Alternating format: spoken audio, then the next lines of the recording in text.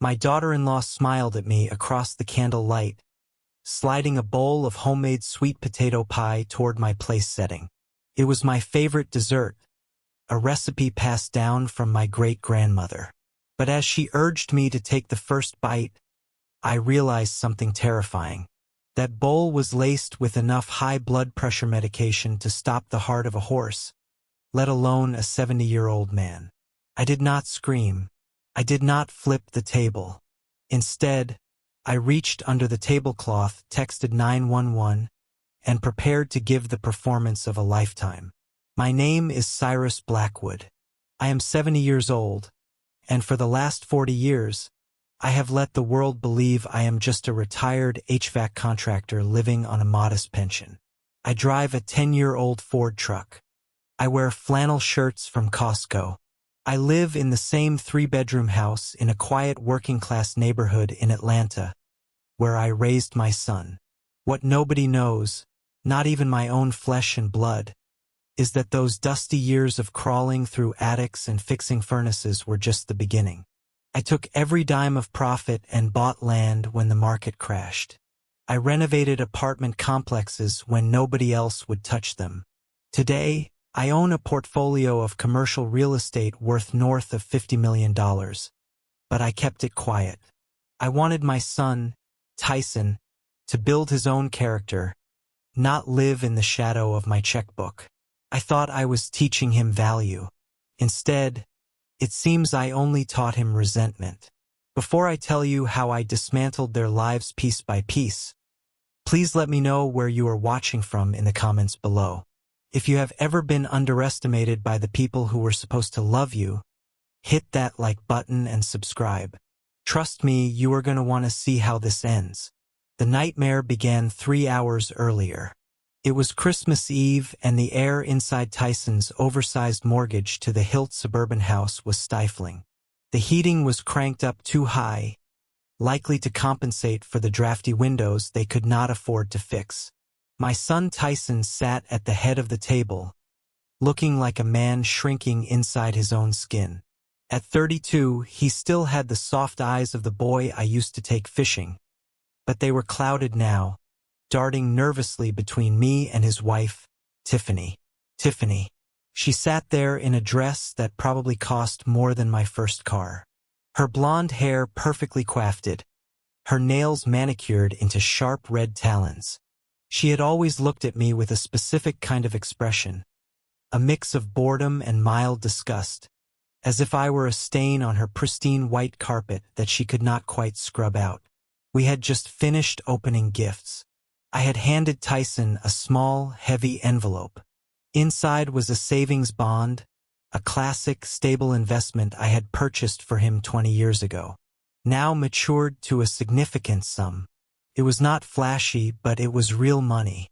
It was security. Tiffany had snatched the envelope from his hands before he could even thank me.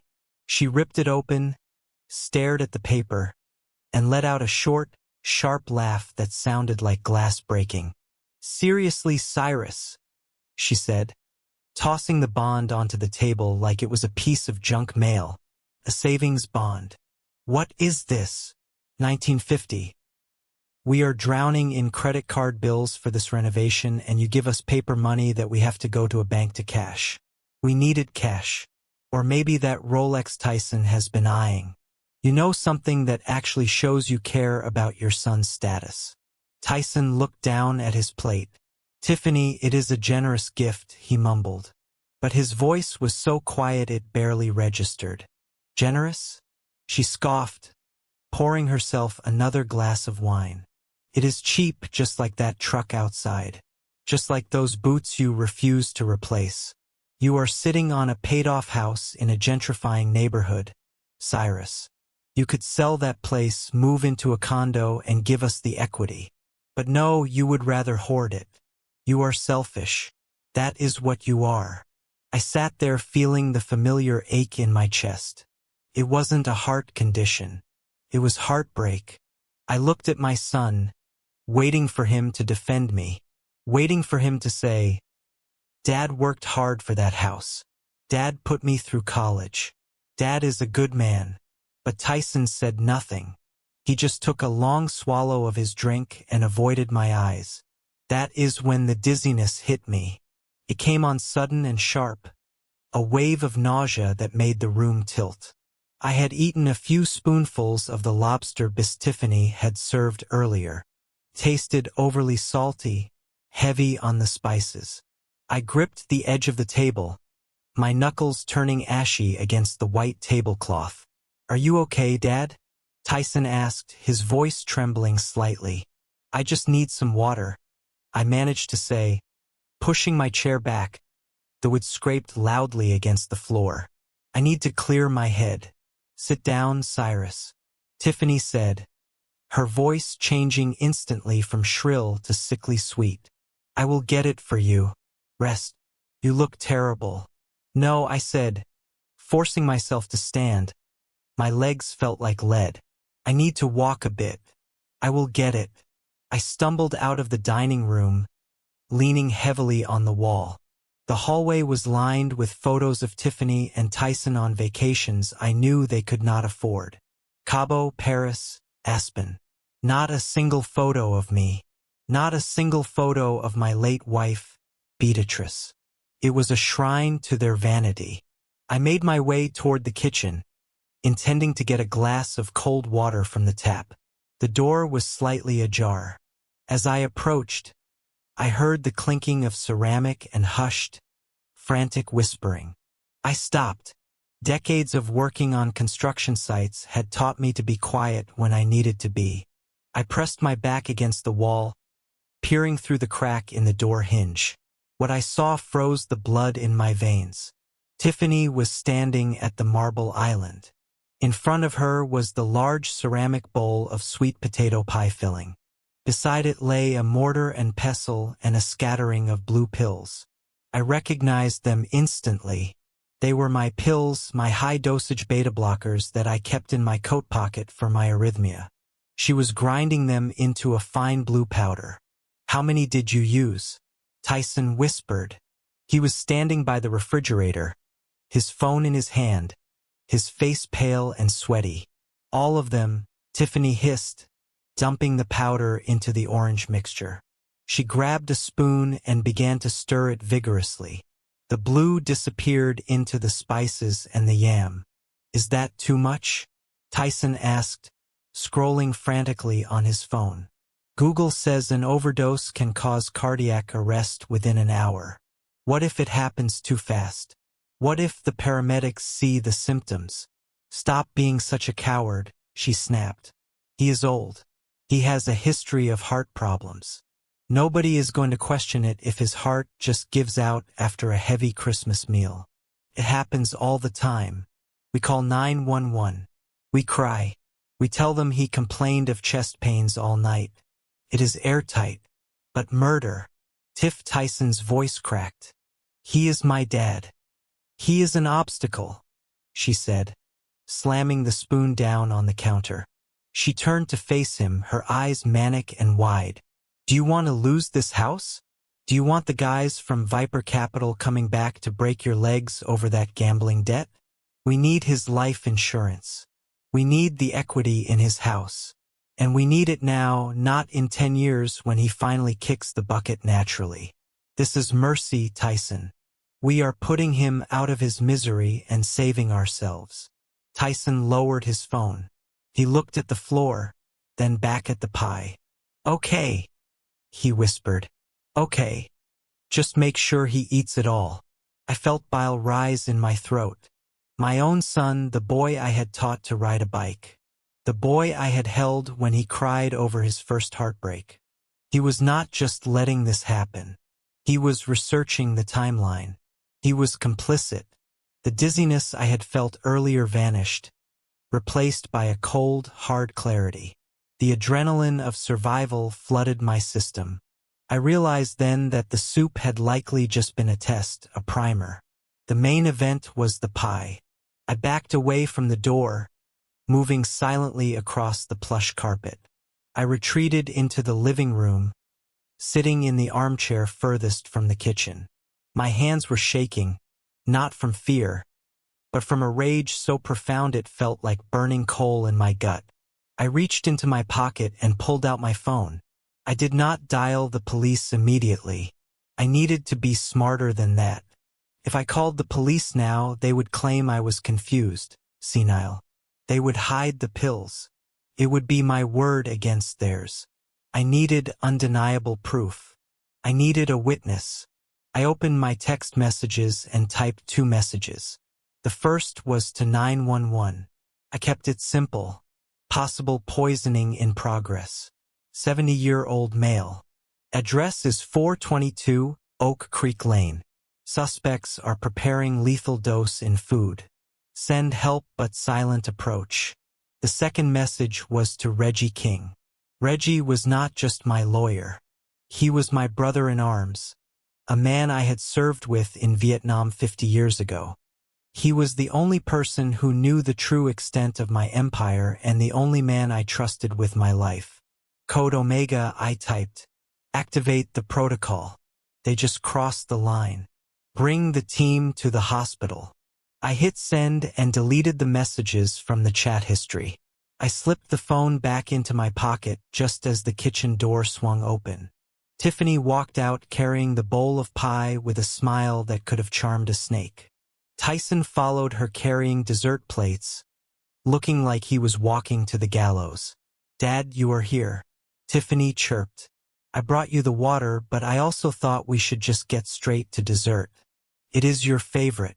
She set the bowl down on the coffee table in front of me.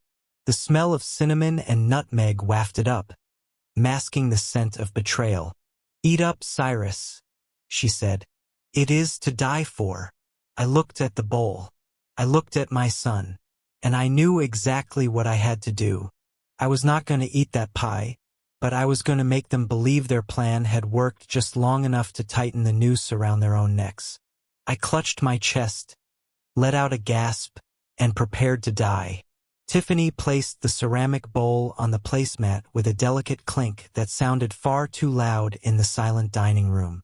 She smoothed her dress and took a step back, clasping her hands together under her chin in a pose of exaggerated anticipation. The steam rising from the bowl carried the rich, earthy scent of sweet potatoes, cinnamon, and nutmeg, a smell that usually transported me back to my mother's kitchen in Savannah. Tonight, however, it smelled like a chemical fire masked by sugar. I looked down at the orange mash. It was smooth, creamy, and perfectly innocent in appearance. There were no visible blue specks. She had done a thorough job with the mortar and pestle. Go on, Cyrus. Tiffany urged, her voice tight with a forced brightness. It is best when it is piping hot. I know how much you love it. I looked up at her. Her eyes were wide, fixed on me with a predatory intensity. She was not blinking enough. Behind her, Tyson stood near the archway to the kitchen, wringing his hands. He looked like a man facing a firing squad. Sweat beaded on his forehead despite the chill I felt radiating from the table. He could not even look at the bowl. He was staring at his shoes, shifting his weight from foot to foot. I picked up my spoon. The silver felt cold and heavy in my hand like a weapon I did not want to use. I dipped it into the mixture, swirling it slowly. The consistency was thick. I lifted a generous scoop, letting the steam waft toward my face. I watched them watch me. Tiffany leaned forward slightly, her breath held. Tyson finally looked up. His eyes locked on the spoon hovering inches from my lips. I could see the terror in his face. It was not the terror of losing his father. It was the terror of committing the act. He was weak. He had always been weak.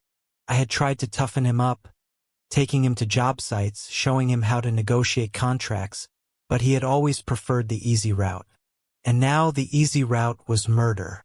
Is something wrong? Dad, Tyson asked, his voice cracking. You are just staring at it. I am just savoring the aroma, I said, my voice steady despite the rage burning in my gut. It smells different this year. Did you change the recipe, Tiffany?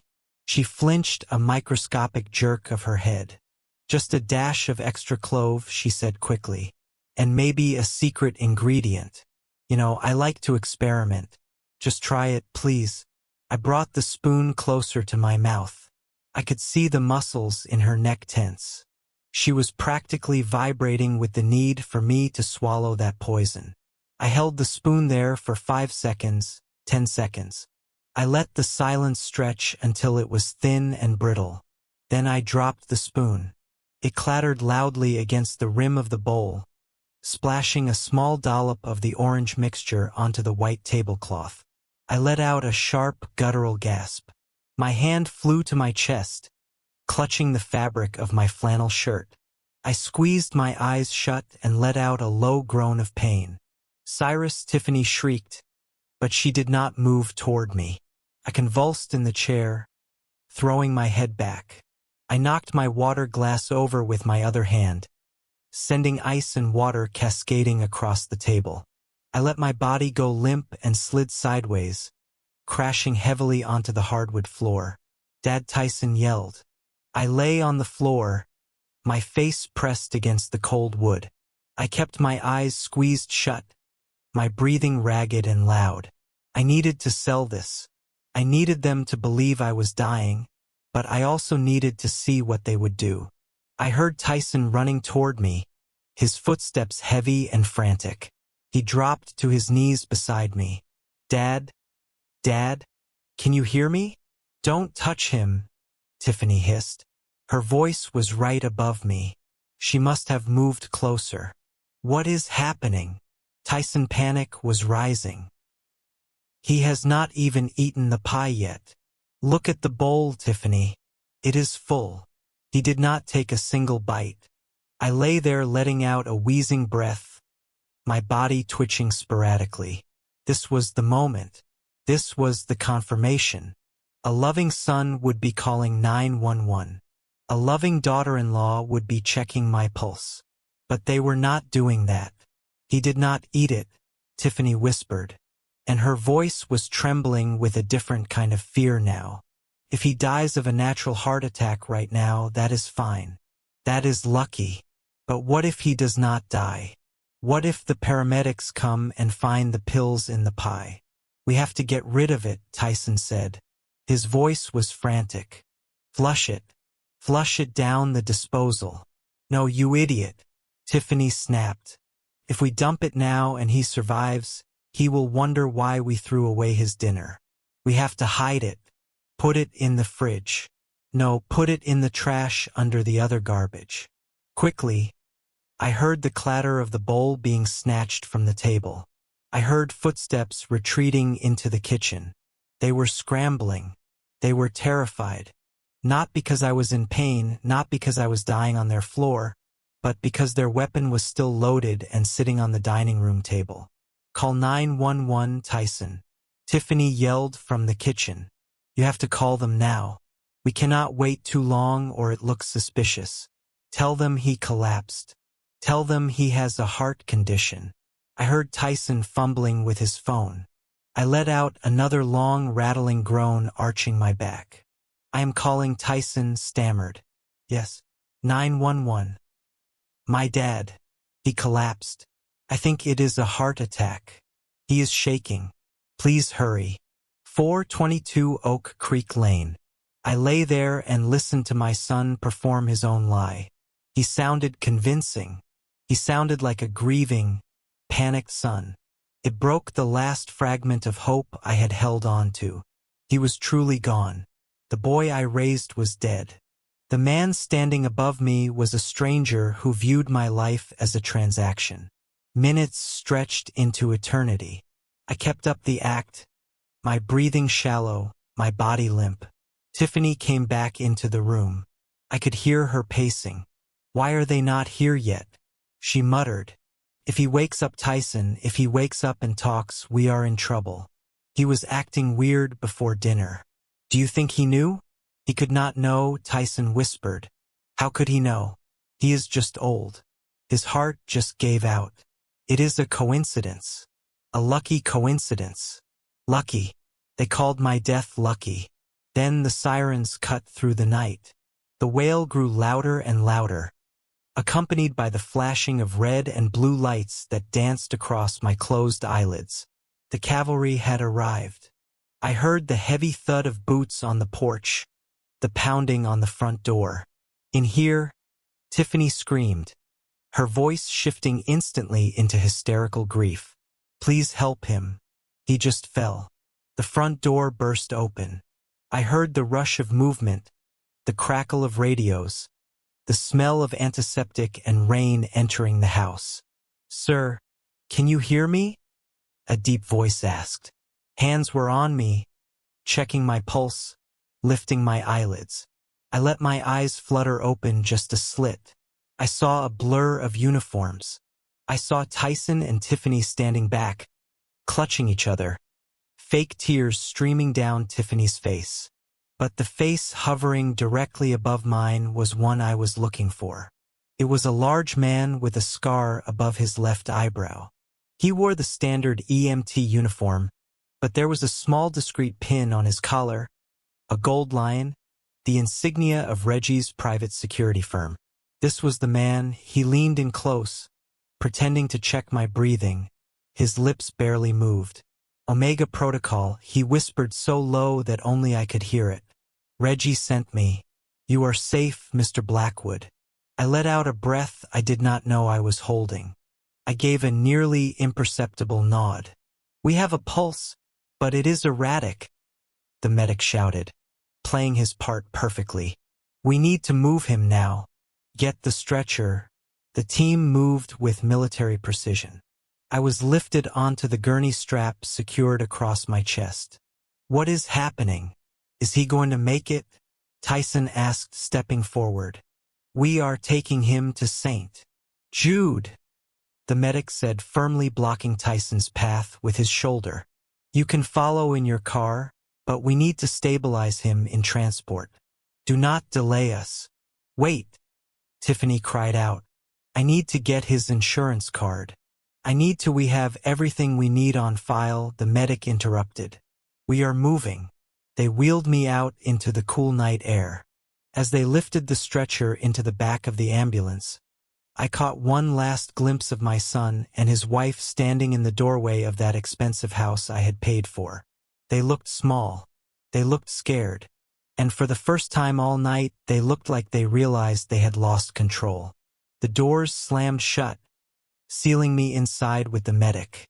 The siren wailed and the ambulance lurched forward. The medic looked down at me and pulled the oxygen mask slightly away from my face.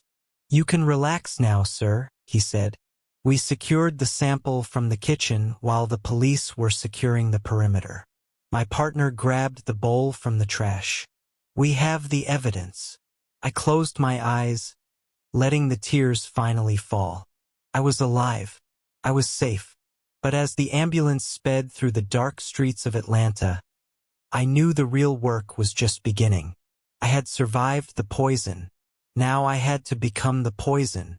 The hospital room smelled of bleach and cold air conditioning, a sterile scent that did nothing to mask the underlying odor of sickness. I lay perfectly still in the narrow bed. My eyes closed, my breathing shallow and rhythmic. The wires from the heart monitor tugged gently at my chest, and the machine emitted a steady hypnotic beep that served as the metronome for my performance. Reggie had arranged everything perfectly. The doctor who admitted me was on his payroll, a man who knew how to keep a secret and how to stage a coma. I was supposed to be unconscious, a man hovering between life and death after a massive cardiac event. To anyone watching, I was a vegetable. To the camera hidden in the smoke detector above the bed, I was bait. The heavy door to the room creaked open. I did not flinch. I heard the click of high heels on the linoleum floor. Tiffany, then the scuff of rubber soles. Tyson. They did not speak at first. They did not rush to my bedside to hold my hand. They did not ask the nurse who had conveniently stepped out if I was going to make it. The silence was heavy, broken only by the rustling of fabric. "Check the door," Tiffany whispered, her voice sharp and impatient. "Make sure nobody is coming." "It is clear," Tyson muttered. I felt a presence loom over me. It was not a comforting presence. It felt like a vulture circling a carcass. I felt hands on my body, but they were not checking for a fever. They were patting down the pockets of my canvas coat, which hung on the back of the chair next to the bed. I heard the Velcro of my wallet ripping open. $40. Tiffany hissed, her tone dripping with contempt. $40 and a Blockbuster card from 2004. Jesus, Tyson, your father lived like a pauper. Where is the rest of it? Where are the bank cards? He keeps cash in a coffee can under the sink, Tyson whispered back. He never trusted banks with his day-to-day money. You know that pathetic, she spat. I heard the leather of my wallet being tossed onto the side table. Well, it does not matter. The cash is peanuts compared to the real prize. Get the paper. We need to do this before he wakes up or dies. I lay there, my heart rate remaining steady through sheer force of will, listening to the rustle of stiff paper being unfolded. It sounded like heavy stock official. This is it, Tyson said, his voice trembling slightly. The general power of attorney. I downloaded the template this morning. It gives us control over everything. Medical decisions, real estate, bank accounts. If we get this executed, we can liquidate his assets before the probate courts even get a whiff of a death certificate. But he cannot sign it. Tiffany snapped. Look at him. He is out cold. That is why we brought the ink pad, Tyson said. Section 4, paragraph 3. A signature by mark or fingerprint is valid if the subject is physically unable to sign due to medical incapacity, provided it is witnessed. And who is the witness? Tiffany asked. I am, Tyson said. And you are? We will just say he was awake for a second, lucid enough to nod, and we helped him guide his hand. Who is going to argue with the grieving son and daughter-in-law? The logic was terrifyingly sound. It was also highly illegal. I felt the mattress depress as Tiffany sat on the edge of the bed. I focused on keeping my eyelids still, fighting the urge to clench my jaw. Give me the pad, she ordered. I felt her hand grab my right wrist. Her skin was cold and clammy. She lifted my arm. It was dead weight, heavy, and limp. I made sure of that. She maneuvered my hand toward the small plastic case she must have placed on the bedside table. Open his hand, she commanded Tyson. He is making a fist. I was not making a fist intentionally. It was the natural resting state of a hand that had held hammers and wrenches for 50 years. My joints were stiff with arthritis, something Tyson would have known if he ever bothered to ask how I was doing. Tyson grabbed my fingers and pried them open. He was not gentle. He pulled my index finger and thumb apart, forcing my hand flat. Hold it steady, Tiffany hissed. She grabbed my thumb. She did not just guide it. She twisted it. She bent the joint backward, forcing the pad of my thumb down onto the ink sponge. I felt the wet, cold sensation of the ink. Press harder, she said. We need a clear print. She dug her fingernails into the back of my hand, leveraging her weight to mash my thumb into the ink. The pain was sharp and sudden. She was bending my thumb so far back I felt the tendon strain. It took every ounce of discipline I had learned in the jungles of Vietnam not to recoil, not to snatch my hand back and strike her. I remained a statue. Okay, bring the paper here, she said. I felt the paper brush against my arm. She lifted my inky thumb and slammed it down onto the document. She rolled it side to side, grinding my skin against the fiber of the paper to ensure the ridges of my print transferred. One more, she said, just to be safe. On the second page, she repeated the process. This time, she was even rougher. She twisted my wrist at an awkward angle. I felt a pop in my joint. Pain shot up my arm, hot and electric. I let out a low, involuntary groan, a sound that could easily be mistaken for the moan of a dying man. He is making noise, Tyson said, panic rising in his voice. Hurry up. I am hurrying, she snapped. They're done. She dropped my hand. It flopped onto the sheets, throbbing. I could feel the sticky ink drying on my skin, a mark of their crime. Wipe it off, Tyson said. If the nurse sees the ink, she will know. Use the wet wipes, Tiffany said. She scrubbed my thumb with a rough alcohol-soaked cloth. She did not care if it stung. She rubbed until my skin was raw and red, erasing the evidence from my body. But the evidence on that paper was permanent, and the evidence on the camera recording their every move was eternal. I lay there listening to them shuffle the papers back into a folder. They stood by the foot of the bed looking down at me. I was no longer a person to them. I was a signature. I was a transaction that had just cleared. So, what is the plan now? Tyson asked, his voice dropping to a conspiratorial whisper. We wait, Tiffany said. Her voice was calm, chillingly so. We wait for the doctor to come back. We tell him we have the power of attorney and we want to discuss end-of-life options. End-of-life options, Tyson repeated. You mean pulling the plug? He is suffering, Tyson, she said, and I could hear the smile in her voice. Look at him. He is practically gone already. Why drag it out? We show them the paper. We take control and we make the compassionate decision to let him go. Then we list the house. How much do you think we can get for it? Tyson asked. I looked up the comps in the neighborhood. Tiffany replied. The area is gentrifying fast. Developers are buying up these old lots for cash. The house itself is garbage. Obviously, it smells like old man and sawdust. But the land, that is a double lot on a corner. We could get $2 million for it easily. Maybe 2.5 if we start a bidding war. $2 million, Tyson breathed. That clears the debt. That pays off Viper Capital. That buys us the condo in Buckhead. Exactly, Tiffany said. $2 million, Tyson. And all we have to do is wait for his heart to stop beating. Honestly, he is doing us a favor by dying now. If he had lingered for years, he would have drained that equity with medical bills. This is the best-case scenario. I listened to them divvy up my life. They talked about my truck as scrap metal. They talked about my tools as junk to be hauled away. They talked about my home, the home where I had rocked Tyson to sleep as a baby, as nothing more than a dirt lot waiting for a bulldozer. They did not know about the commercial buildings. They did not know about the investment accounts.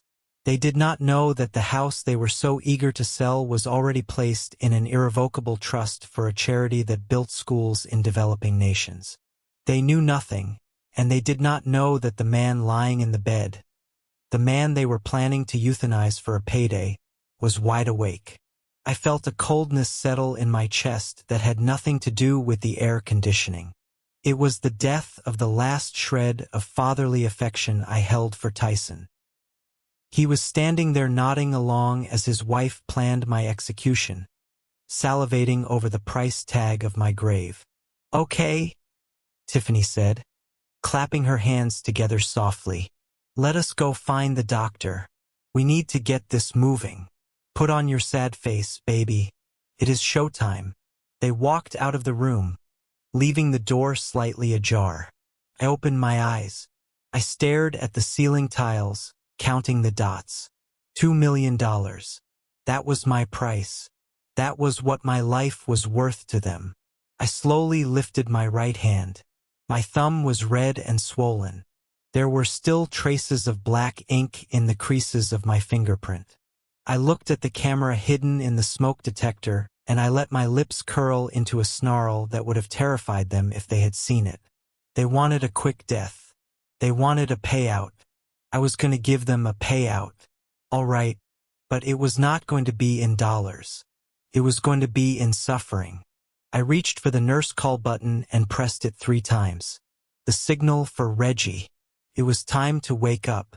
It was time to come back from the dead and show these children what a real ghost looks like.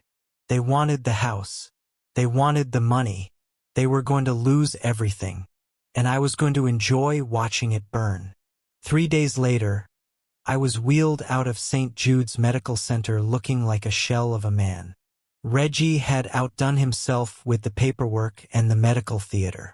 According to the charts, I had suffered a massive ischemic stroke that left me hemiplegic and aphasic. I sat slumped in the wheelchair, my head leaning heavily to the left, a line of drool carefully engineered with a sip of water trickling from the corner of my slack mouth. My eyes were glassy and unfocused, staring at nothing but seeing everything. Tyson stood at the reception desk signing the final custody papers. He looked exhausted, dark circles under his eyes, but there was a glint of victory in them that made my stomach turn. He had the power of attorney. He had the medical discharge. And now he had the body. He wheeled me out to the curb where his leased BMW was idling. He did not bring my truck. He grunted as he manhandled me into the passenger seat, treating me like a sack of mulch rather than his father. He did not even bother to buckle my seatbelt. As we drove, I watched the familiar streets of my neighborhood pass by. I expected him to turn left onto Oak Creek Lane toward my house, toward my sanctuary and my things. Instead, he turned right, heading for the highway. We were going to the suburbs. We were going to his house. He was not taking me home to recover. He was taking me to prison. When we pulled into his driveway, Tiffany was waiting on the porch. She did not look happy to see me. She looked at me with open revulsion, crossing her arms over her chest as Tyson dragged me out of the car. He practically carried me to the front door, his breathing heavy and labored. I made myself dead weight, letting my limbs hang loose and heavy. "Do not bring him in here," Tiffany snapped, blocking the entrance with her body. "I just had the carpets clean, Tyson. If he has an accident on the rug, I will kill you. He smells like hospital in old age." "Where am I supposed to put him?" Tyson asked, struggling to keep me upright. "The guest room is set up for your mother when she visits. Put him downstairs." "The basement," Tyson said. "It is unfinished, Tiff. It is freezing down there. It is 50 degrees. Put a space heater down there," she said, waving her hand dismissively. "He is paralyzed, Tyson. He will not know the difference. Besides, it is easier to clean up the mess on concrete than it is on hardwood. Just get him out of my sight." Tyson sighed, but he did not argue. He dragged me through the kitchen past the warmth of the oven and the smell of roasting chicken and opened the narrow door to the basement. A blast of cold, damp air hit my face. It smelled of wet earth, rotting cardboard and neglect. The stairs were steep and wooden. He half slid me down into the darkness. He deposited me in the corner of the room on a stained mattress that looked like it had been dragged in from the curb. There were no windows. The walls were bare cinder block weeping with moisture. In the corner, a sump pump hummed intermittently, a mechanical heartbeat in the gloom. He threw a thin, scratchy wool blanket over me. It smelled of mothballs and dog hair. "Stay here, Dad," he muttered, not meeting my eyes. "I will bring you some food later." He turned and ran up the stairs, slamming the door behind him. The lock clicked. I was alone in the dark, while above me I could hear the muffled sounds of their life, the television blaring, the clinking of wine glasses, the laughter. They were celebrating my incarceration in the dungeon of a house I was paying for. I waited until I was certain they were settled for the night. The floorboards above ceased their creaking, and the house settled into silence. Slowly, I sat up.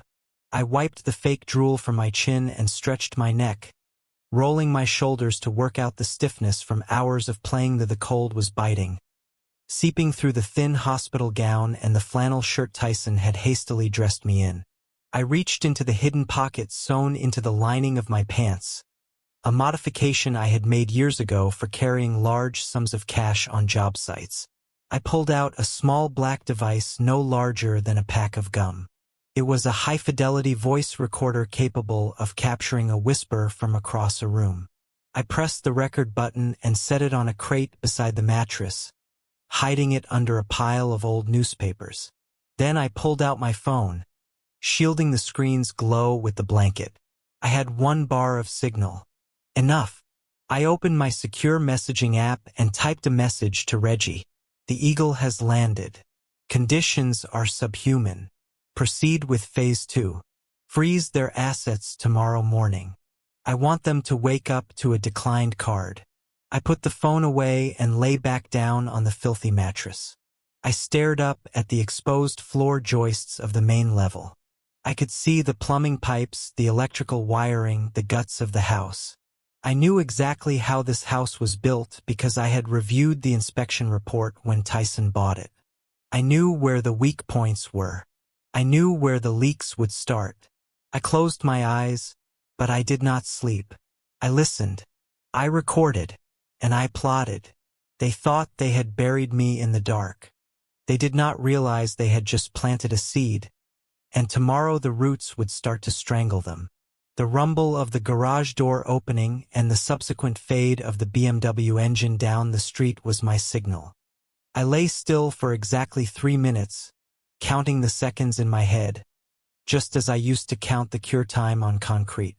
When I was certain they were gone, I sat up. My back screamed in protest from the cold floor, but I ignored it. The frail stroke victim vanished. In his place stood Cyrus Blackwood, master contractor. I walked to the basement stairs, my steps silent and sure. The door at the top was locked. A simple privacy knob meant to keep toddlers and unwanted guests out. Tyson had never been handy. He did not understand that a lock is only as strong as the frame it sits in. I found a stiff piece of wire in a box of discarded Christmas ornaments in the corner. I bent the tip into a small hook. I ascended the stairs and knelt by the keyhole. Took me less than 10 seconds. I felt the tumblers shift the spring compress. With a soft click, the knob turned. I pushed the door open and stepped into the kitchen. The house was quiet. I moved quickly, avoiding the creaky floorboards I had noted during my previous forced entry. My target was the home office down the hall. The door was solid oak, a veneer of quality hiding cheap particle board. It was locked, too. I pulled a thin plastic loyalty card from my hidden pocket. I slid it between the door and the jamb, feeling for the latch bolt. I applied pressure, angled the card, and pushed. The door popped open. I was in. I sat down in Tyson's oversized leather executive chair. It squeaked under my weight. The desk was a disaster zone, a chaotic sprawl of unopened envelopes and crumpled paper. It was the workspace of a man drowning. I started with the stack of mail on the left. Past due, final notice, collections. I pushed those aside and found a manila envelope buried under a pile of car magazines. I opened it. Inside was a letter from the bank where Tyson claimed to be a vice president. It was a termination notice dated 2 years ago. He had not been laid off. He had been fired for gross negligence and failure to follow compliance protocols. 2 years. He had been waking up every morning, putting on a suit, and leaving the house to pretend to work for 2 years. I felt a pang of pity that was quickly extinguished by the next document I found. It was a credit card statement for a Platinum MX. The balance was staggering $80,000. I found another for a Visa $50,000. In total, I found statements for 6 different cards. The total debt was nearly $300,000. I scanned the transaction logs. It was a catalog of narcissism. $3,000 for a handbag at Louis Vuitton. $500 for a dinner at New. Weekend trips to resorts in the Caribbean. Spa treatments. Leased luxury cars. They were living like royalty on borrowed dimes. They were not just broke. They were destitute. They were insolvent. And they were funding this charade by bleeding me dry. I opened the bottom drawer of the desk. It was locked, but the mechanism was cheap zinc. I braced my foot against the desk leg and gave the drawer a sharp yank. The wood splintered and the drawer slid open. Inside there was a single red folder. The label on the tab sent a jolt of recognition through me. Viper Capital. I knew that name. I knew it very well. I opened the folder and my breath hitched in my throat. It was a high-interest short-term loan agreement. A hard money loan. $50,000 cash with an interest rate that bordered on criminal weekly compounding. Aggressive collection clauses. It was the kind of loan you took when the banks laughed you out of the room. But it was the collateral section that made my vision blur with red rage. Listed there in black and white was the property address, for 22 Oak Creek Lane, my house, my paid-off home. And at the bottom of the page was a signature, Cyrus Blackwood. It was a forgery, a shaky, pathetic attempt to mimic the signature I had used on Tyson's report cards and birthday checks. They had stolen my identity. They had mortgaged the roof over my head to a predatory lender to pay for their vanity. They had signed my name to a contract that could leave me homeless. I traced the ink of the forgery with my finger.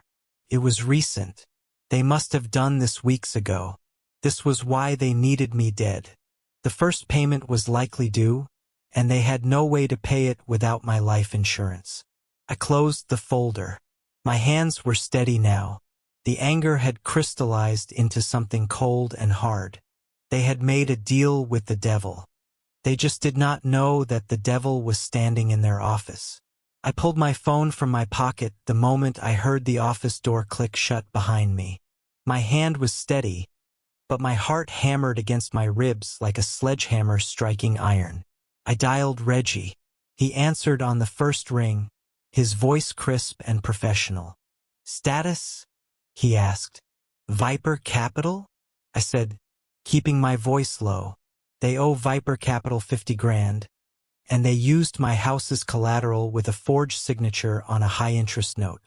There was a pause on the line, then a low, dry chuckle that sounded like dry leaves scraping together. "Reggie, what is funny?" I asked, irritation spiking. "Cyrus," he said, "you really do not look at the quarterly reports for the Diversified Risk Fund, do you?" "I pay you to look at them," I snapped. "Viper Capital is a shell company for Blackwood Holdings," Reggie said.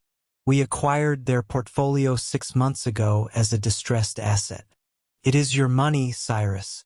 You are lending money to yourself." The irony hit me like a physical blow. I almost laughed. My son was stealing from me to pay a loan shark that was actually me. I was the predator and the prey, so I own the debt. I asked just to be sure. "You own the debt, you own the paper, and you own the sharks," Reggie confirmed. "Good," I said, feeling a cold smile stretch across my face. "Take off the leash. I want you to have the collection team call Tyson. Use the scary voice. Tell him the note has been called. Tell him he has 24 hours to pay the full 50,000 or they are seizing assets. And Reggie, yes boss. Tell him personal safety cannot be guaranteed." "That is brutal, Cyrus." Reggie noted. "He tried to kill me with sweet potato pie." "Reggie," I said, "brutal is just the beginning." I made my way back down to the basement just minutes before I heard the garage door rumble open. I arranged myself on the mattress, adjusting my limbs into the familiar broken posture of the stroke victim. I let my mouth go slack and stared blankly at the damp cinder block wall. Above me, I heard the heavy footsteps of Tyson and the sharp click of Tiffany's heels. They were arguing before they even fully entered the house. "We have to sell the jewelry," Tyson was saying, his voice high and tight. "It is the only way." "We are not selling my jewelry," Tiffany shrieked. "Those are my assets." Then the phone rang. Not the house phone. Tyson's cell. It rang loud and shrill, cutting through their argument like a knife. The silence that followed was heavy. "Hello," Tyson answered. His voice was small, trembling. I listened as the color likely drained from his face. I could imagine the voice on the other end. Reggie's head of security, a man named Marcus, who sounded like gravel grinding in a blender. "What do you mean?" Immediately, Tyson squeaked. The contract said, "No, please. I need more time. My father, he is." He listened for a moment, then gasped, a sound of pure terror. "Tonight, I cannot get 50,000 by tonight. Please, we have a house. It is worth 2 million. We just need to liquidate." He was cut off. The call ended. I heard a sound like a phone being dropped onto a granite counter. "They called the note," Tyson whispered. His voice carried through the floorboards, thin and terrified. "Viper. They said the signature looks suspect. They said they are auditing the collateral. They want the cash. Tiffany tonight. Or they are sending a team." "A team." Tiffany's voice pitched up an octave. "Like hitmen. Like breakers." Tyson said. "They said personal safety is not guaranteed." "Oh my God.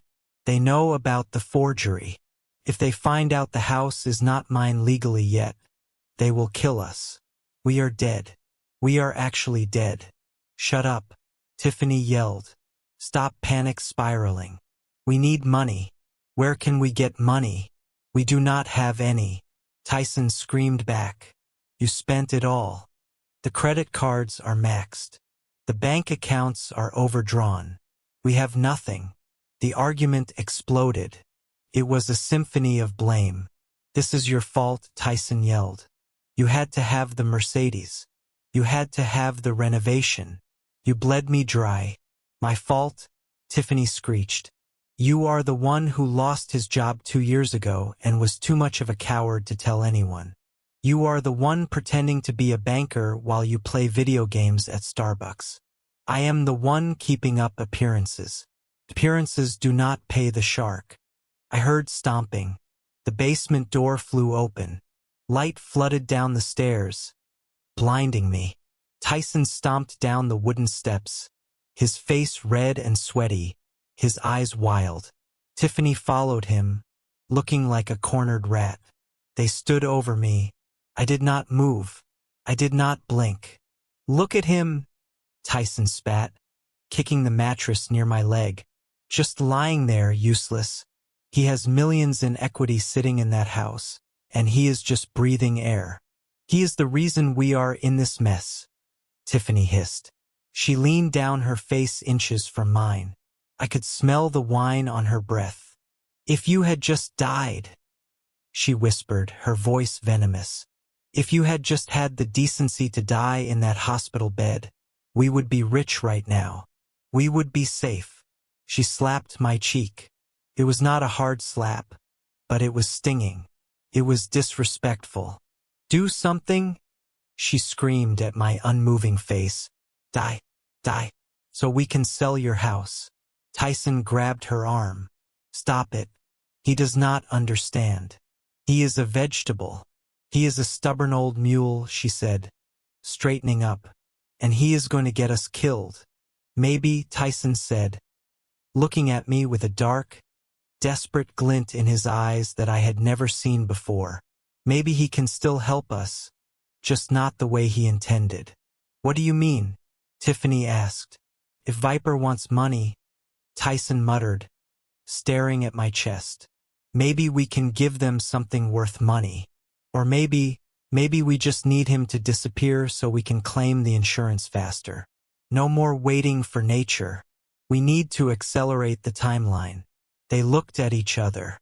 The fear in the room shifted. It was not just panic anymore. It was resolve. They turned and went back up the stairs, locking the door behind them. I lay in the dark, my cheeks still stinging from her slap. They thought they were trapped.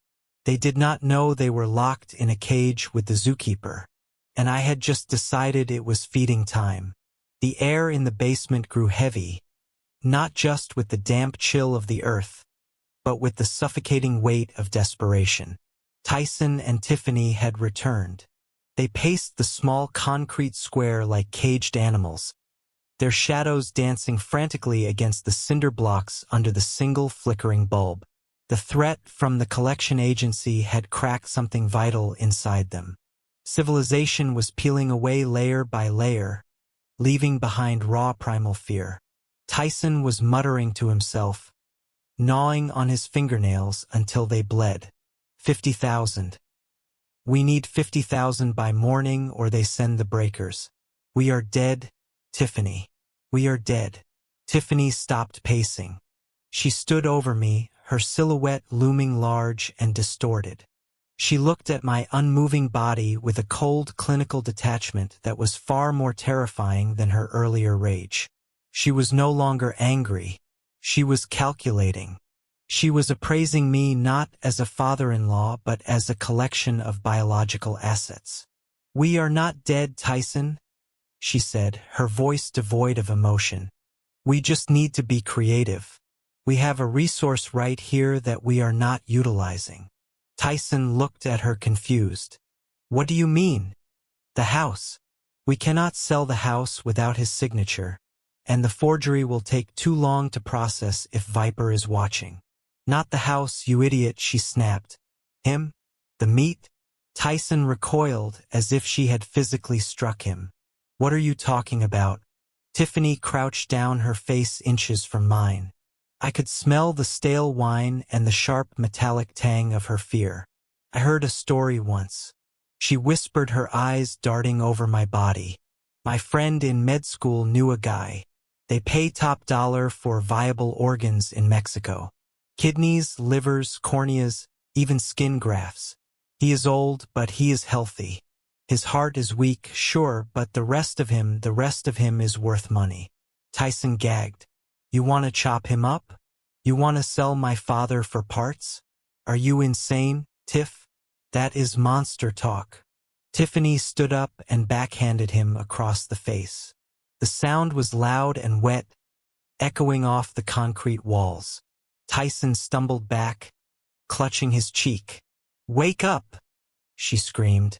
There are men coming to break our legs and burn this house down. Do you think they care about morality? Do you think they care about your daddy issues? We are talking about survival, Tyson. Us or him. And look at him. She kicked the mattress by my head. He is a vegetable. He is checking out anyway. We are just recycling. We drive him across the border tonight. I make a call. We hand him over. We come back with 50 grand in cash. The debt is gone. We are free. And nobody will ever know. We just say he wandered off. We say the stroke made him confused and he got lost in the woods. It happens all the time. Tyson looked from her to me. I saw the battle in his eyes, the last shred of his conscience, fighting against his cowardice. He looked at my gray face, my slack jaw, my lifeless limbs.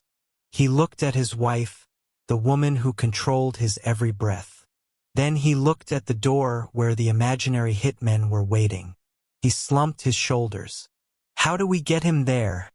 He whispered, his voice broken. We load him in the trunk, Tiffany said, a cruel smile spreading across her face, just like luggage. I lay there and felt the last tether of familial bond snap. It did not break with a bang, but with a silent, mournful sigh. They were not just greedy. They were not just entitled. They were predators. They had crossed the line from bad children to monsters. The sweet potato pie had been an attempt at a clean, quiet murder. A mercy killing in their twisted minds. But this was butchery. This was desecration.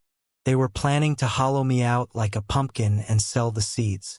I realized then that my plan to simply scare them to teach them a lesson about money and gratitude was insufficient.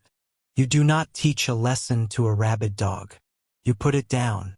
This was no longer a game of chess. This was war, total and absolute. I felt the cold concrete against my back and made a silent vow to the son I had once loved. You want to sell me for parts, Tyson. You want to trade my life for your freedom. I am going to strip you of everything. I am going to take your freedom, your future, and your name. You will wish the hitmen had found you. You will wish you had never opened that basement door. I closed my eyes and slowed my breathing, waiting for them to leave to make their preparations. They thought I was the cargo. They did not know I was the bomb, and the timer had just hit 0. The transition from the tomb of the basement to the main floor was jarring, not because of the warmth, but because of the noise. The house was vibrating with the heavy bass of music that did not belong in a residential neighborhood, and the air was thick with the smell of cheap cologne and desperation. Tyson and Tiffany had dragged me up the stairs an hour earlier. They had stripped off my hospital gown and forced my stiff limbs into an old suit of mine they had dug out of storage. It was moth-eaten and smelled of cedar and neglect, but it was necessary for their charade. They planted me in a wheelchair they must have rented or stolen and parked me in the corner of the living room like a piece of avant-garde furniture. I sat there, my head lolling to the side, my eyes half open, observing the carnival of vultures they had invited into my home. These were not friends. These were not neighbors coming to offer casseroles and condolences. These were sharks. I recognized the type immediately from my years in the business. Hard money lenders looking for a quick flip. Unlicensed real estate wholesalers who preyed on distress. Pawn shop owners who did not ask for receipts. Tyson and Tiffany were hosting a fire sale and I was the inventory. They were desperate to raise the $50,000 for Viper Capital before the sun came up. And they were willing to sell anything that was not nailed down, including the deed to my house, which lay on the coffee table amidst a sea of empty beer bottles and half-eaten appetizers. I watched Tyson work the room. He was sweating through his shirt, his eyes darting nervously toward the door every few minutes, expecting the hitman to kick it down. He was trying to sell my tools, my truck, and even the copper wiring out of the walls to a man with a gold tooth and a snakeskin jacket. "I will give you $5,000 for the truck and the tools," the man said, laughing as he tapped ash onto the carpet. $5,000, Tyson squeaked. "The truck alone is worth 20. Not without a title and not fast," the man sneered. "You want cash tonight? Or do you want to negotiate?" Tyson took the cash. My heart burned, but I did not move. But the real horror was Tiffany. She was holding court by the fireplace, wearing a dress that was far too short and holding a glass of wine that was far too full. She was introducing me to people not as her father-in-law, but as an asset. "This is the golden goose," she slurred, gesturing to me with her glass. "The doctors say he could go any day now. Stroke took out everything upstairs. He is just a body waiting for a signature." A man I did not recognize walked over to me. He was wearing a suit that cost more than Tyson made in a year, but he wore it like a costume. He smelled of expensive scotch and rot. He leaned down, his face inches from mine. I could see the broken capillaries in his nose. "So this is the old man holding up the deal," he said, blowing smoke into my face. He poked me in the chest hard with a finger adorned with a heavy gold ring. "Hey Pops, you in there? Can you hear me?"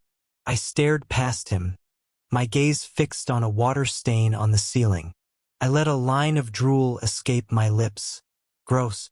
The man laughed, straightening up. He looked at Tiffany. "You said he was compliant. He looks disgusting. He is harmless." Tiffany laughed, walking over. "Watch." She stood in front of me. The room went quiet. The shark smelled blood. They wanted to see the show. They wanted to see just how broken the old man was. Tiffany dipped her finger into her wine glass and flicked red droplets onto my face. "Wake up, Cyrus," she sang. "It is a party." The guests laughed. It was a cruel braying sound. Encouraged, she took a sip of wine and then deliberately tilted her glass. A stream of dark red liquid poured onto the lap of my suit, soaking through the fabric, staining the white shirt underneath. It looked like a gunshot wound. It looked like blood. Oops, she giggled, pretending to cover her mouth. My hand slipped. Look at him. He does not even care. He likes it. He is probably thirsty. She poured the rest of the glass over my head. The wine ran down my forehead into my eyes, stinging and blurring my vision. It dripped off my nose and chin onto the floor. I sat there drenched in alcohol and humiliation while 20 strangers laughed at my degradation. Someone snap a picture. The man in the snakeskin jacket yelled, "Send it to the nursing home. Tell them he comes pre-marinated." Tyson stood in the corner watching. He did not laugh, but he did not step forward either. He took a long drink from his bottle and looked away, unable to watch his wife baptize his father in mockery. He was a coward, a complicit, spineless coward. I did not wipe the wine from my eyes. I did not blink. I let the liquid sting. I let it burn because that burn was fuel. I used the blur of the wine to mask the movement of my eyes as I scanned the room. I was not a vegetable. I was a camera. I was a recording device. I was cataloging every face in that room.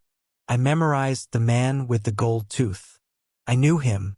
He ran a chop shop in the South District. I memorized the man in the expensive suit. He was a disbarred lawyer known for facilitating fraudulent deed transfers. I memorized the woman in the corner eyeing my grandmother's china cabinet. She was a fence for stolen antiques. This was not a party. It was a gathering of the criminal underground, and my son had invited them into our lives. Every laugh, every insult, every drop of wine was being filed away in the steel trap of my mind. They thought they were mocking a helpless old man. They did not know they were providing a deposition for their own prosecution. I watched Tiffany refill her glass. She was glowing with the power of her cruelty. She felt untouchable. She thought she had won. She thought that by dehumanizing me, she made it easier to sell me off piece by piece. She did not realize that she was stripping away the last of my mercy. I focused on Tyson. I watched him take the envelope of cash from the chop shop owner. $5,000 for a lifetime of hard work. He shoved it into his pocket looking sick. He knew this was wrong. He knew this was evil. But he did it anyway. That was his sin. The sin of weakness. I sat in my puddle of wine and watched the clock on the mantel. It was almost midnight. The deadline for the Viper Capital payment was approaching. The desperation in the room was about to spike. And that is when he would walk in. Reggie, I had timed the text perfectly earlier. I knew he would be waiting outside, watching the house, waiting for the signal to make his entrance. The stage was set. The villains were drunk and distracted. The victim was properly bloodied and bowed. It was time for the hero to arrive. Not to save the day, but to close the trap. I looked at Tiffany one last time, laughing, spilling, pining. Enjoy the party, my dear, I thought. Drink deep because the hangover you are going to have tomorrow will last for the rest of your life. You wanted to play with the big boys. You wanted to swim with sharks while you are about to find out that there is something in the water much bigger and much hungrier than you. And he is sitting right in front of you, covered in wine, waiting for the bell to ring.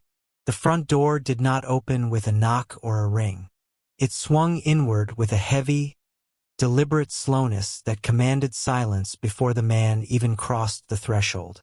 The bass from the stereo seemed to die in his presence. The chatter of the vultures ceased.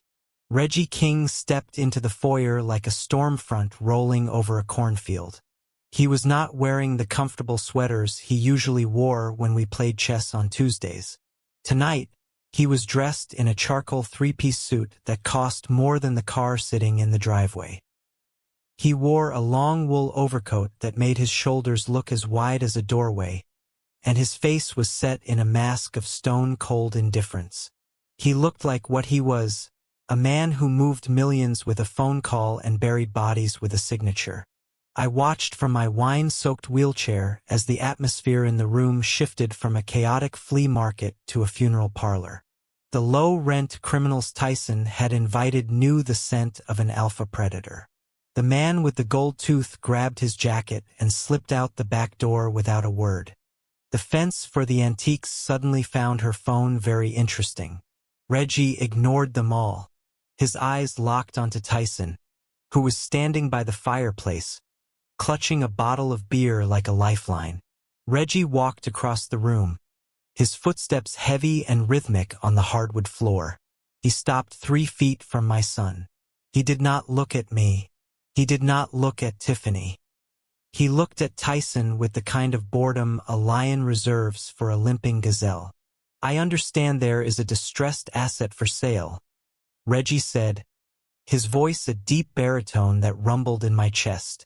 A residential property, double lot, immediate occupancy, cash terms. Tyson stammered, his eyes wide. Who are you? Did Viper send you? I am the solution, Reggie said simply. I represent a private equity firm looking to expand its portfolio in this district. We heard there was a motivated seller. Are you motivated, Mr. Blackwood? Tyson looked at Tiffany. She had scrambled off the sofa, smoothing her dress, trying to regain some semblance of control. She stepped forward, her eyes hungry. We are very motivated, she said, her voice shrill. But we have offers. We have a lot of interest. Reggie did not even blink. He did not look at her. He kept his gaze on Tyson. I do not deal with brokers. I do not deal with wives. I deal with the man on the deed. Is that you? Technically, Tyson said, swallowing hard. Technically, it is my father, he gestured to me. But I have power of attorney. Reggie finally glanced my way. His eyes passed over my wine-stained face, my slumped posture. He gave a small, almost imperceptible nod. Good enough, he said. He lifted the black leather briefcase he was carrying in his left hand. He set it down on the coffee table, sweeping aside the empty beer bottles and the half-eaten tray of cheese with his forearm. The clatter of glass falling to the floor made Tyson jump. Reggie thumbed the latches. They clicked open with a sound like a pistol cocking. He lifted the lid. The silence in the room was absolute. Inside the briefcase, stacked in neat, tight rows, were bundles of $100 bills. It was $50,000. It was the exact amount they needed to pay off the loan shark. It was the exact amount they needed to save their lives. To them, it looked like salvation. To me, it looked like bait. I saw the light go out of Tyson's eyes, replaced by a dull animalistic greed. He took a step forward, his hand reaching out involuntarily. Tiffany let out a small gasp, her hand covering her mouth, her eyes reflecting the green of the money. They were mesmerized. They were drunk on the sight of it. They forgot to ask who Reggie really was. They forgot to ask why a stranger would show up with cash at midnight. They forgot caution. They forgot fear. All they saw was the exit sign. Is that? Tyson whispered, his voice dry. $50,000, Reggie said. Cash, non-consecutive serial numbers, no banks, no waiting periods. I take the deed tonight, you take the cash tonight. The debt is gone. The problem is solved. I watched Tiffany. She was practically vibrating. She looked at the money. Then she looked at me. I could see the gears turning in her head. She was already spending it. She was already planning the next lie, the next scam. She did not care about the house. She did not care about me. She just wanted the immediate fix. We will take it, she said, stepping in front of Tyson. We accept. Where do we sign? Reggie pulled a single sheet of paper from the inside pocket of his coat. He placed it on the table next to the money.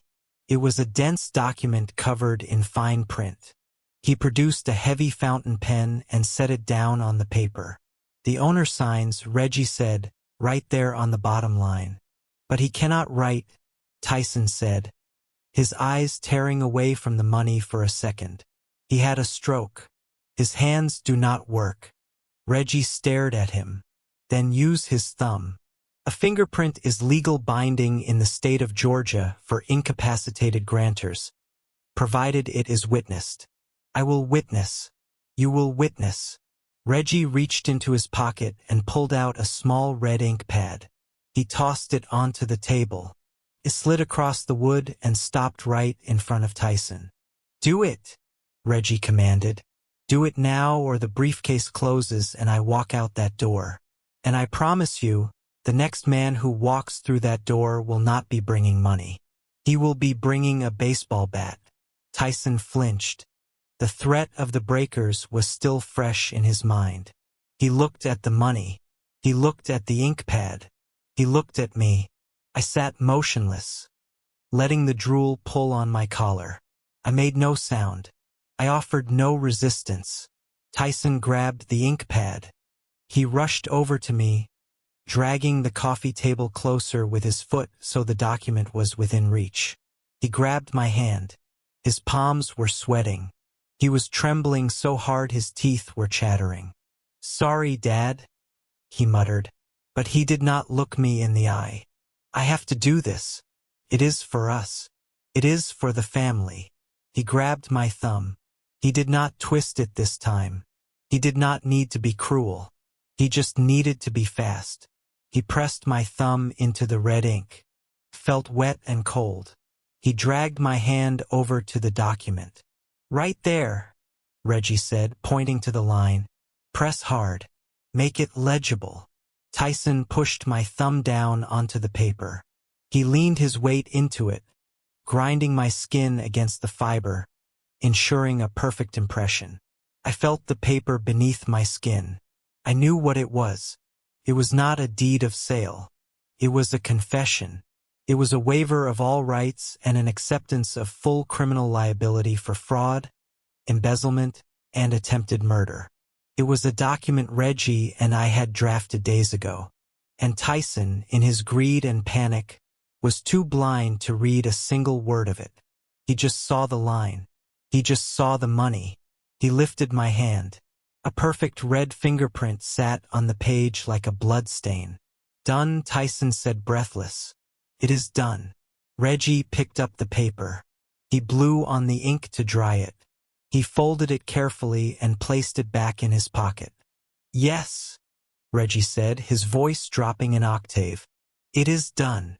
He closed the briefcase. He latched it, but he did not push it toward Tyson. He kept his hand on the handle. Tyson reached for it. Okay. Hand it over. Reggie did not move. He just stood there, looming over my son, a dark tower of judgment. The room felt suddenly very small and very cold. There is just one thing, Reggie said. A small technicality. What technicality? Tiffany snapped. We signed. Give us the money. Reggie looked at me. For the first time since he entered the room, he looked me directly in the eyes. He smiled. It was not a nice smile. The technicality, Reggie said, is that the owner has to be incapacitated. And I do not think he is. Tyson frowned. What are you talking about? He is a vegetable. Look at him. Reggie shook his head slowly. No, I think he is just disappointed. I slowly lifted my head. I blinked the wine out of my eyes. I wiped the drool from my chin with the sleeve of my ruined suit jacket. I sat up straight, pushing my shoulders back, feeling the stiffness crack in my spine. The transformation was instant. The broken old man vanished. The tycoon returned. I looked at Tyson. I looked at Tiffany. Their faces went slack with shock. Tiffany dropped her wine glass. It shattered on the floor, but nobody looked at it. They were staring at me. Cleared my throat. It was a rough sound, like gravel sliding down a chute. You really should read the fine print, son, I said, my voice steady and strong. That ink is going to be very hard to wash off in prison. The single sheet of paper lying on the coffee table between the half-empty beer bottles and the open briefcase of cash was a masterpiece of legal entrapment. To the untrained eye, or to the eye blinded by greed and panic, it looked like a standard quit-claim deed, a boring piece of administrative paperwork necessary to transfer a property title. But I knew every syllable written on that page because I had spent 3 sleepless nights drafting it with Reggie. The header did not say property transfer agreement. It was written in a font size just small enough to require reading glasses, which Tyson in his vanity refused to wear. It read, "Voluntary relinquishment of inheritance and admission of criminal liability." Paragraph 1 was a full confession to the attempted poisoning on Christmas Eve, detailed down to the dosage of beta blockers ground into the sweet potato pie. Paragraph 2 outlined the conspiracy to defraud a senior citizen through the use of forged loan documents with Viper Capital. Paragraph 3 was the kicker. It was a clause that stated the signatory accepted full personal responsibility for all debts incurred by the Blackwood estate, effectively transferring his own bad loans back onto himself while stripping him of any future claim to my assets. It was not a sale. It was a suicide note for his financial and legal life. And it was sitting right there in plain sight, illuminated by the gaudy chandelier Tiffany had bought with my stolen money. All Tyson had to do was read it. If he read the first sentence, he would know the game was rigged. If he read the fine print, he would know that Reggie was not a savior, but an executioner. But he was not reading. He was staring at the stacks of $100 bills in the briefcase. His pupils dilated so wide they swallowed his irises. He saw salvation. He saw a way out of the hole he had dug. He did not see the trap snapping shut around his ankle. He did not see that the paper was not a ticket to freedom, but a one-way pass to a federal penitentiary. Tyson grabbed the red ink pad, his movements jerky and uncoordinated. He looked like a junkie reaching for a fix. He dragged the coffee table closer, the legs screeching against the hardwood floor, a sound that made the few remaining party guests flinch. He did not look at me. He could not bring himself to look at the face of the father he was about to betray for the second time in a week. He grabbed my wrist. His hands were clammy cold with sweat, yet burning with a feverish energy. He squeezed harder than necessary. It was not the grip of a son holding a father. It was the grip of a butcher handling a piece of meat. He pulled my arm toward the table. I let it go limp, a dead weight. I wanted him to feel the heaviness of it. I wanted him to feel the burden of what he was doing. He jammed my thumb onto the red ink pad. He pressed down with his other hand, mashing my skin into the sponge until the ink seeped into the cuticles. Felt wet and cold, like fresh blood. He lifted my hand and hovered it over the signature line. His breath was coming in short, ragged gasps. "Just one print," he muttered to himself, his voice barely audible. "Just one print and it is over. We take the money. We pay Viper. We start over." He was lying to himself. There was no starting over. There was only the end. He positioned my thumb over the line designated for the gurtor. He did not notice that the line was actually labeled defendant. He did not notice that the witness line Reggie had already signed was labeled federal informant. He saw nothing but the finish line. He pushed my hand down. He leaned his body weight into it, forcing my thumb flat against the paper, rolling it slightly from left to right, just as he had seen in movies to get a clean print. The paper crinkled slightly under the pressure. I could feel the grain of the table through the document. I could feel the tremor in his hand, the vibration of his terror traveling through his arm and into mine. He held it there for a second, 2 seconds, 3 seconds, making sure the mark was indelible. He was sealing his fate with my hand. He was selling his soul and using my thumbprint as the receipt. He began to lift my hand away from the paper. He let out a long, shuddering sigh of relief, the the sound of a man who thinks he has just survived a firing squad. "Got it," he whispered. "It is perfect." He started to pull away to drop my hand back onto the armrest of the wheelchair so he could grab the money. But my hand did not drop. My hand did not go limp. As he tried to pull back, my fingers curled. Slowly, deliberately, they wrapped around his wrist. It was not a twitch.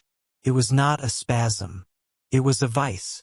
I clamped down with the grip strength of a man who had bent conduit pipe and hauled compressors for 40 years. My callous fingers dug into the soft flesh of his forearm, finding the pressure points compressing the nerves. Tyson froze. He looked down at his wrist, his brain unable to process what was happening. He tugged slightly, thinking it was just a reflex. My grip tightened. I squeezed until I felt his radius and ulna grind together. He let out a high-pitched yelp of pain and confusion. "What the?" he stammered. He looked up. He looked at my face. And that is when the true horror hit him. I opened my eyes. I did not flutter them open. I snapped them open wide and alert. The glassy, vacant stare of the stroke victim was gone. In its place was a gaze of pure, unadulterated fury. A gaze that burned with the intensity of a welding torch. I locked eyes with him. I saw his pupils contract. I saw the color drain from his face instantly, leaving him gray and ashy. His mouth opened, but no sound came out. He was paralyzed by a fear so primal it hijacked his nervous system. The room went dead silent. Tiffany, who had been reaching for the briefcase, froze, her hand hovering in midair. Reggie stood like a statue, his face grim and satisfied. I slowly lifted my head from the back of the wheelchair.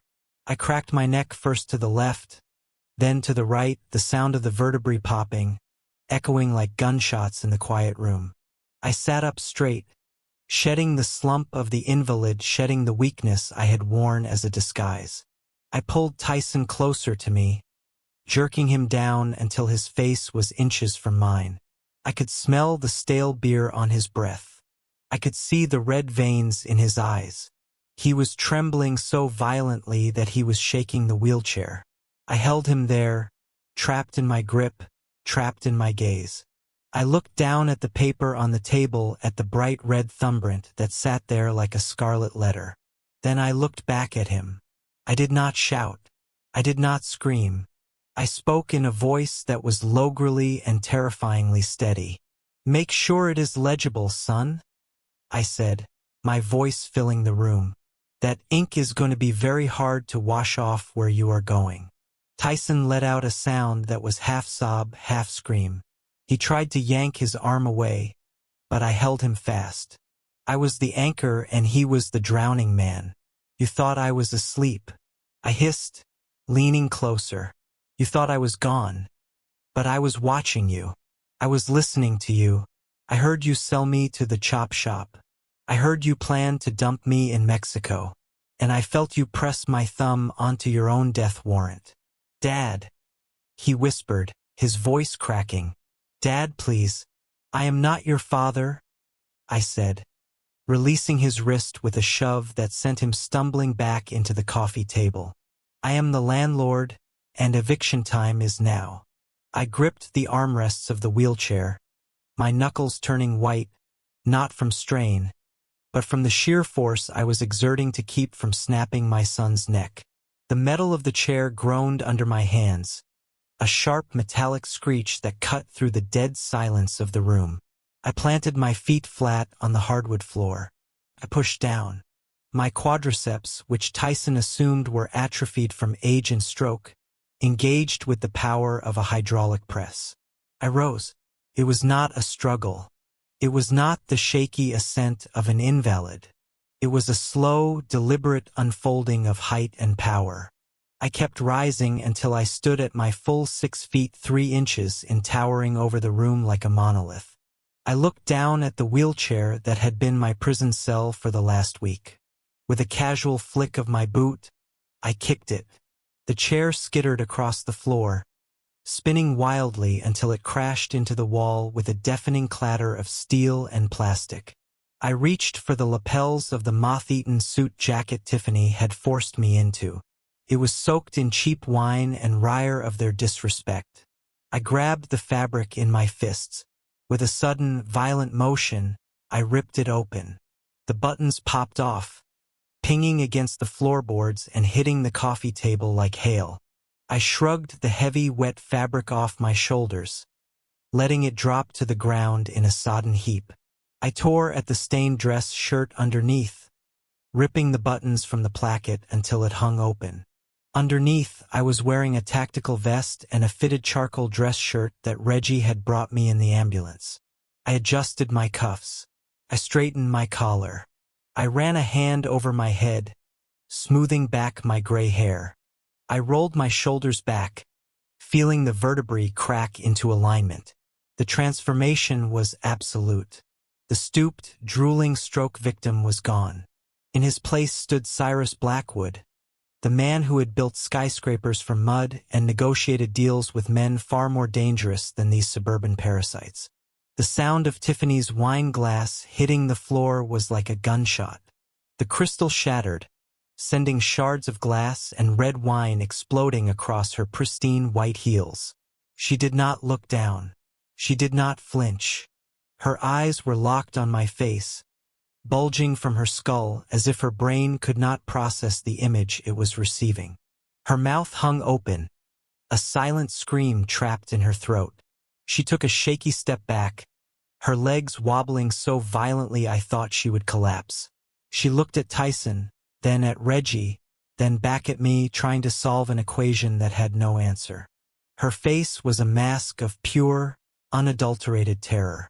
The arrogance, the smug superiority, the cruelty all drained out of her, leaving behind a pale, trembling shell.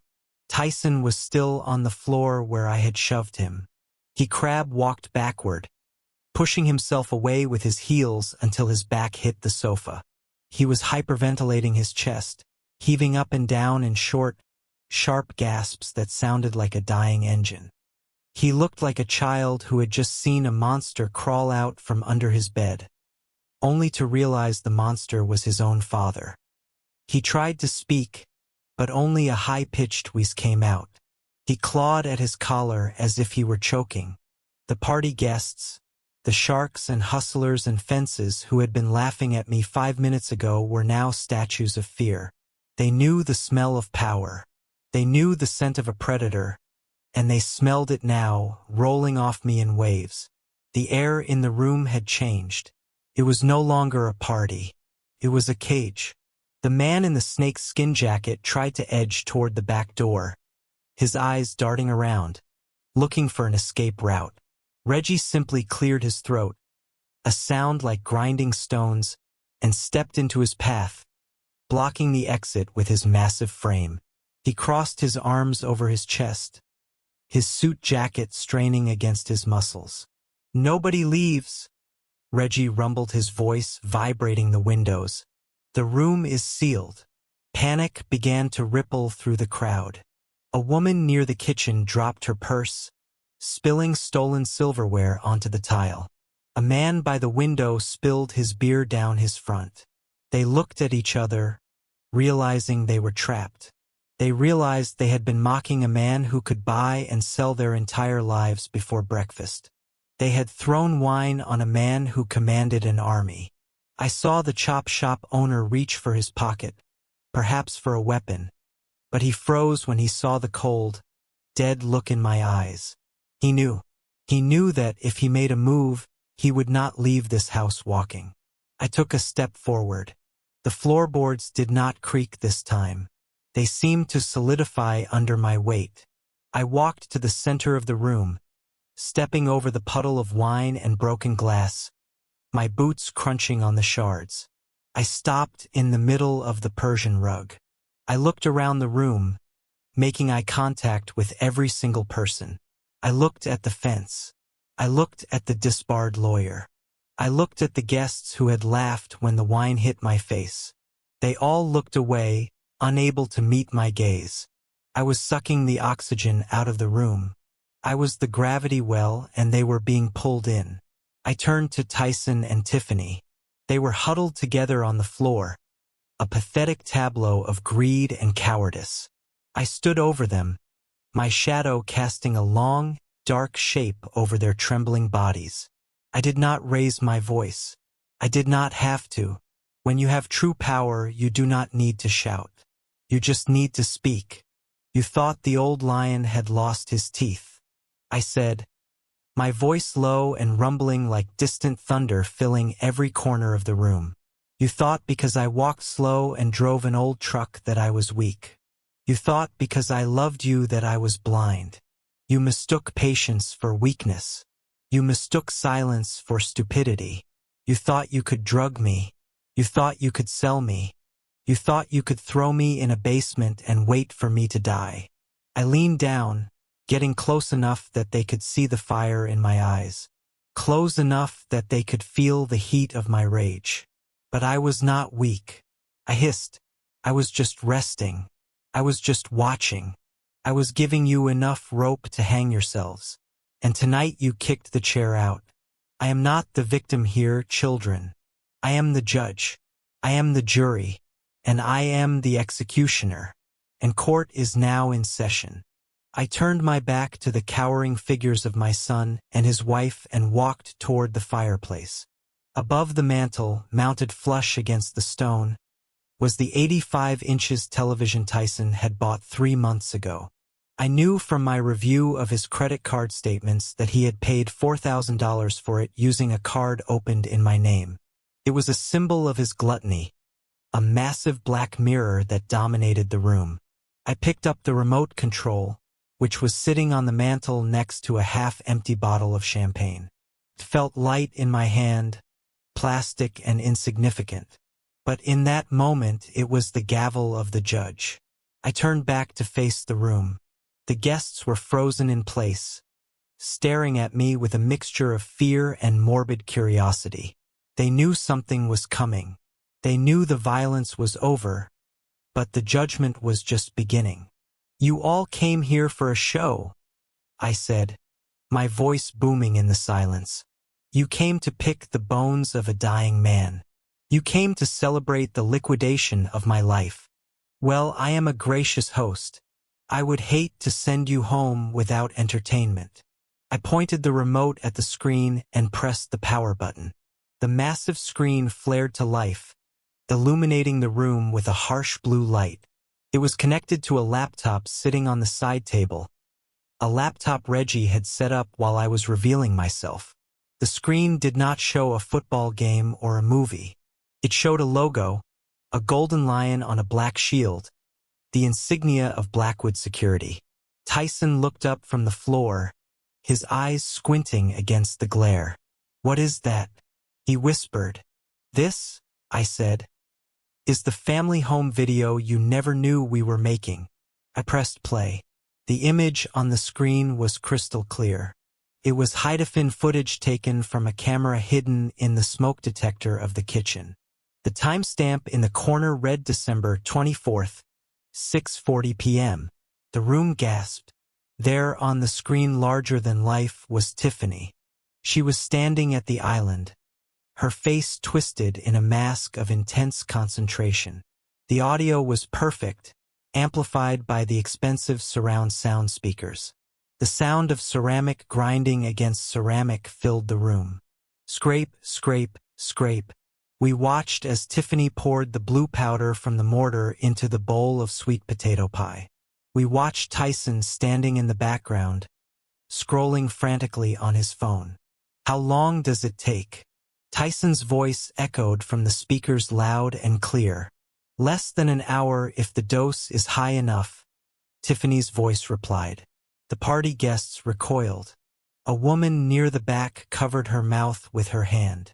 The disbarred lawyer shook his head, muttering a curse. They were criminals, yes, but there is a hierarchy to crime. Theft is one thing. Poisoning your own father at Christmas dinner is a level of depravity that even the underworld finds repulsive.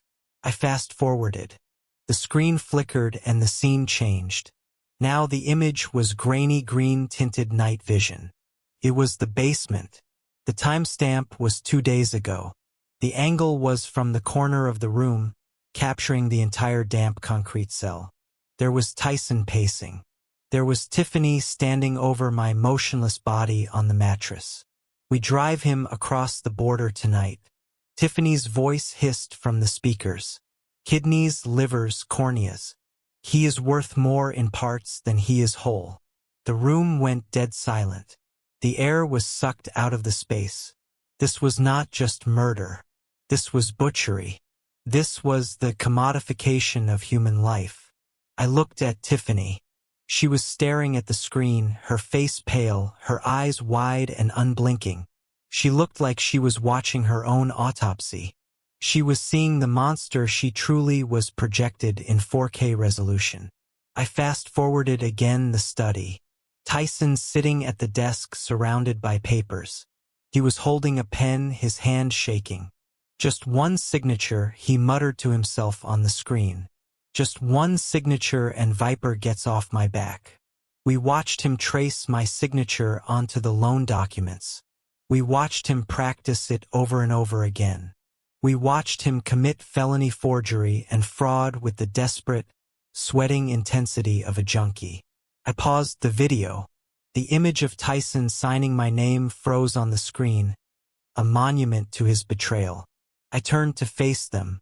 Tyson was weeping silently, his head in his hands. Tiffany was rocking back and forth, mumbling, "No, no, no," over and over again. "You thought you were clever," I said. "You thought you were invisible. But I have been watching you. Every moment, every lie, every crime, it is all here. Terabytes of evidence, enough to put you away for 3 lifetimes. But that is not the best part," I continued. I pressed a button on the remote. The video of the forgery shrank, minimizing into the top left corner of the screen. The rest of the screen was suddenly filled with a different interface. It was a social media platform, a live stream dashboard, and in the center of the dashboard was a live feed of the room we were standing in right now. It was being filmed by a camera hidden in the motion sensor of the alarm system in the corner. And on the right side of the screen was a waterfall of text. It was moving so fast it was a blur. Comments, reactions, emojis. I pointed to the counter in the top right corner. The number was ticking up rapidly. 48,000, 49,000, 50,000. Say hello to the world. "Children," I said, my voice cold as ice. "You are live." Tiffany looked at the screen. She saw the comments scrolling by. "Monster. Lock her up. I hope they rot. Call the FBI. She killed her own father-in-law. Despicable." The color drained from her face so completely she looked like a corpse. She scrambled to her feet, her hands clawing at her hair. "Turn it off," she screamed. "Turn it off. You cannot do this. My friends, my reputation, your reputation." I laughed. "Your reputation is gone, Tiffany. It is ashes. 50,000 people just watched you plan to sell my kidneys. 50,000 people just watched you poison my pie. Your boss is watching. Your neighbors are watching. Your mother is probably watching. You wanted to be a socialite. You wanted to be famous. Well, congratulations. You are the most famous woman in America right now. And everyone knows exactly what you are." Tyson looked up at the screen. He saw the number of viewers. He saw the hatred in the comments. He realized that his life as he knew it was over. He would never work in finance again. He would never show his face at the country club again. He was a pariah, a global pariah. "You ruined us," he whispered. "You ruined everything." "I did not ruin you," I said, stepping closer to the camera so my face filled the live stream feed. "I just turned the lights on. You ruined yourselves.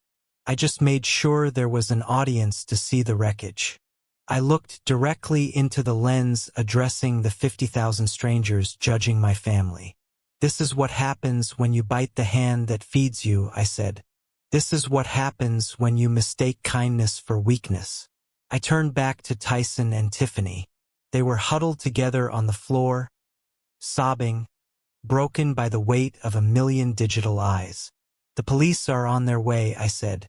But honestly, prison will be a vacation compared to what is waiting for you out here. The internet never forgets, and neither do I. The live stream was still scrolling a waterfall of judgment on the massive screen, but I turned my back on it.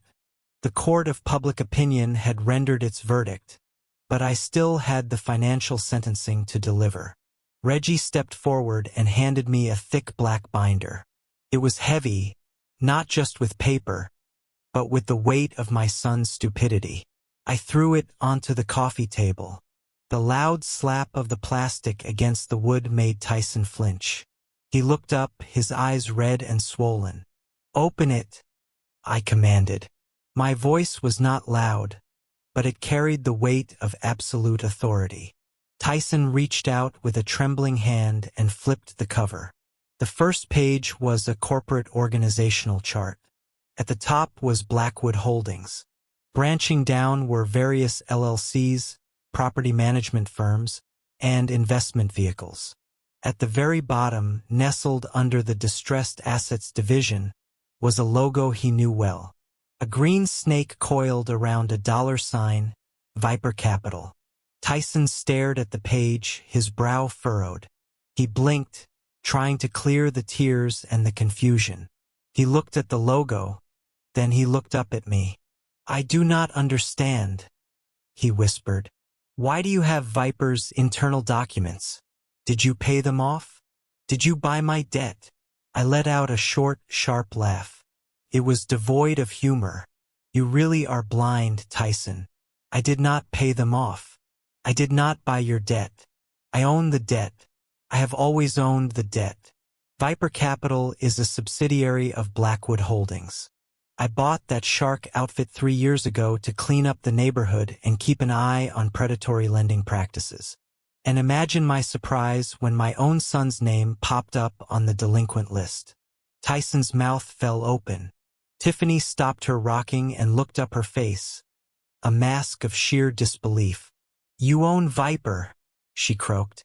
"I own the paper," I said, leaning over them. "I own the sharks. I own the collectors. Every time you missed a payment, every time you dodged a call, every time you forged my signature to try and leverage my house, you were stealing from me. You were robbing your own father to pay your own father. And the worst part is if you had just asked me for help, I might have forgiven the interest. I might have restructured the loan. But you did not ask. You tried to kill me." Tyson looked down at his hands. He looked at the forgery on the table. The realization hit him like a physical blow. He had planned a murder to pay off a debt to the victim. The futility of it, the sheer cosmic irony was crushing him. "You tried to sell my kidneys," I hissed, pointing at the screen where the night vision footage had frozen. "You tried to chop me up and sell me across the border for $50,000. And the man you were trying to pay that $50,000 to was sitting right there in the wheelchair listening to you. You were going to kill me to pay me. How does that math work, Tyson? Tell me how that makes sense." He could not answer. He just curled into a ball, his hands over his ears, trying to block out my voice, trying to block out the truth. He realized that he was not just a murderer. He was an idiot, a spectacular historic failure of a man who had destroyed his soul for absolutely nothing. But I was not done. I signaled Reggie again. He reached into his briefcase and pulled out a single blue document. It looked official, stamped with a government seal. He placed it on the table next to the Viper chart. "And then there is the matter of the house," I said, my voice dropping to a conversational tone that was somehow more terrifying than shouting. "You were so worried about the equity. $2 million. You said you were already spending it. You were looking at condos in Buckhead. You were picking out curtains." Tiffany looked at the blue paper. Her eyes were hungry again, desperate for a lifeline. "Is that the deed?" she asked. "Can we still sell it? If we go to jail, can we use the money for lawyers?" I shook my head slowly, marveling at her tenacity. You still do not get it, do you? You cannot sell this house. You never could. Because this house does not belong to me. What do you mean? Tyson asked, lifting his head. It is in your name. I checked the county records. You checked the public records I corrected. You did not check the trust filings. 5 years ago, after your mother passed, I transferred the deed of this property into an irrevocable charitable remainder trust. The beneficiary is the St. Jude's Home for Orphan Children. The room went silent again. Even the live stream chat seemed to slow down as the viewers processed this new twist. I have a life estate, I explained. That means I have this right to live here until my heart stops beating. But the second I die, the ownership transfers instantly and automatically to the orphanage. There is no probate. There is no inheritance. There is no equity for you to steal. I leaned in closer, my face inches from Tiffany's. So when you were grinding up those pills, when you were planning to push me down the stairs or drive me to Mexico, you were not speeding up your inheritance. You were speeding up your eviction. If I had died tonight, you would have been homeless by morning. The charity would have kicked you out before my body was even cold. You were killing me to make yourselves destitute. Tiffany stared at me. Her brain was trying to find a loophole, trying to find a way to win, but there was none. The walls were closing in the house. She coveted the symbol of the status she craved was a mirage. She was sitting in a house that belonged to orphans. She was a squatter in a charity ward. We have nothing, she whispered. The realization was total. Her voice was hollow, stripped of all its sharpness. We have no money.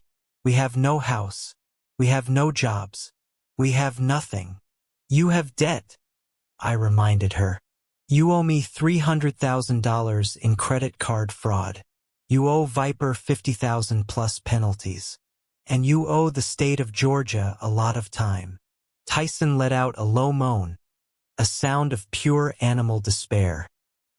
He looked around the room at the lavish furniture, at the expensive electronics, at the trappings of the life he had stolen. It was all dust. It was all borrowed.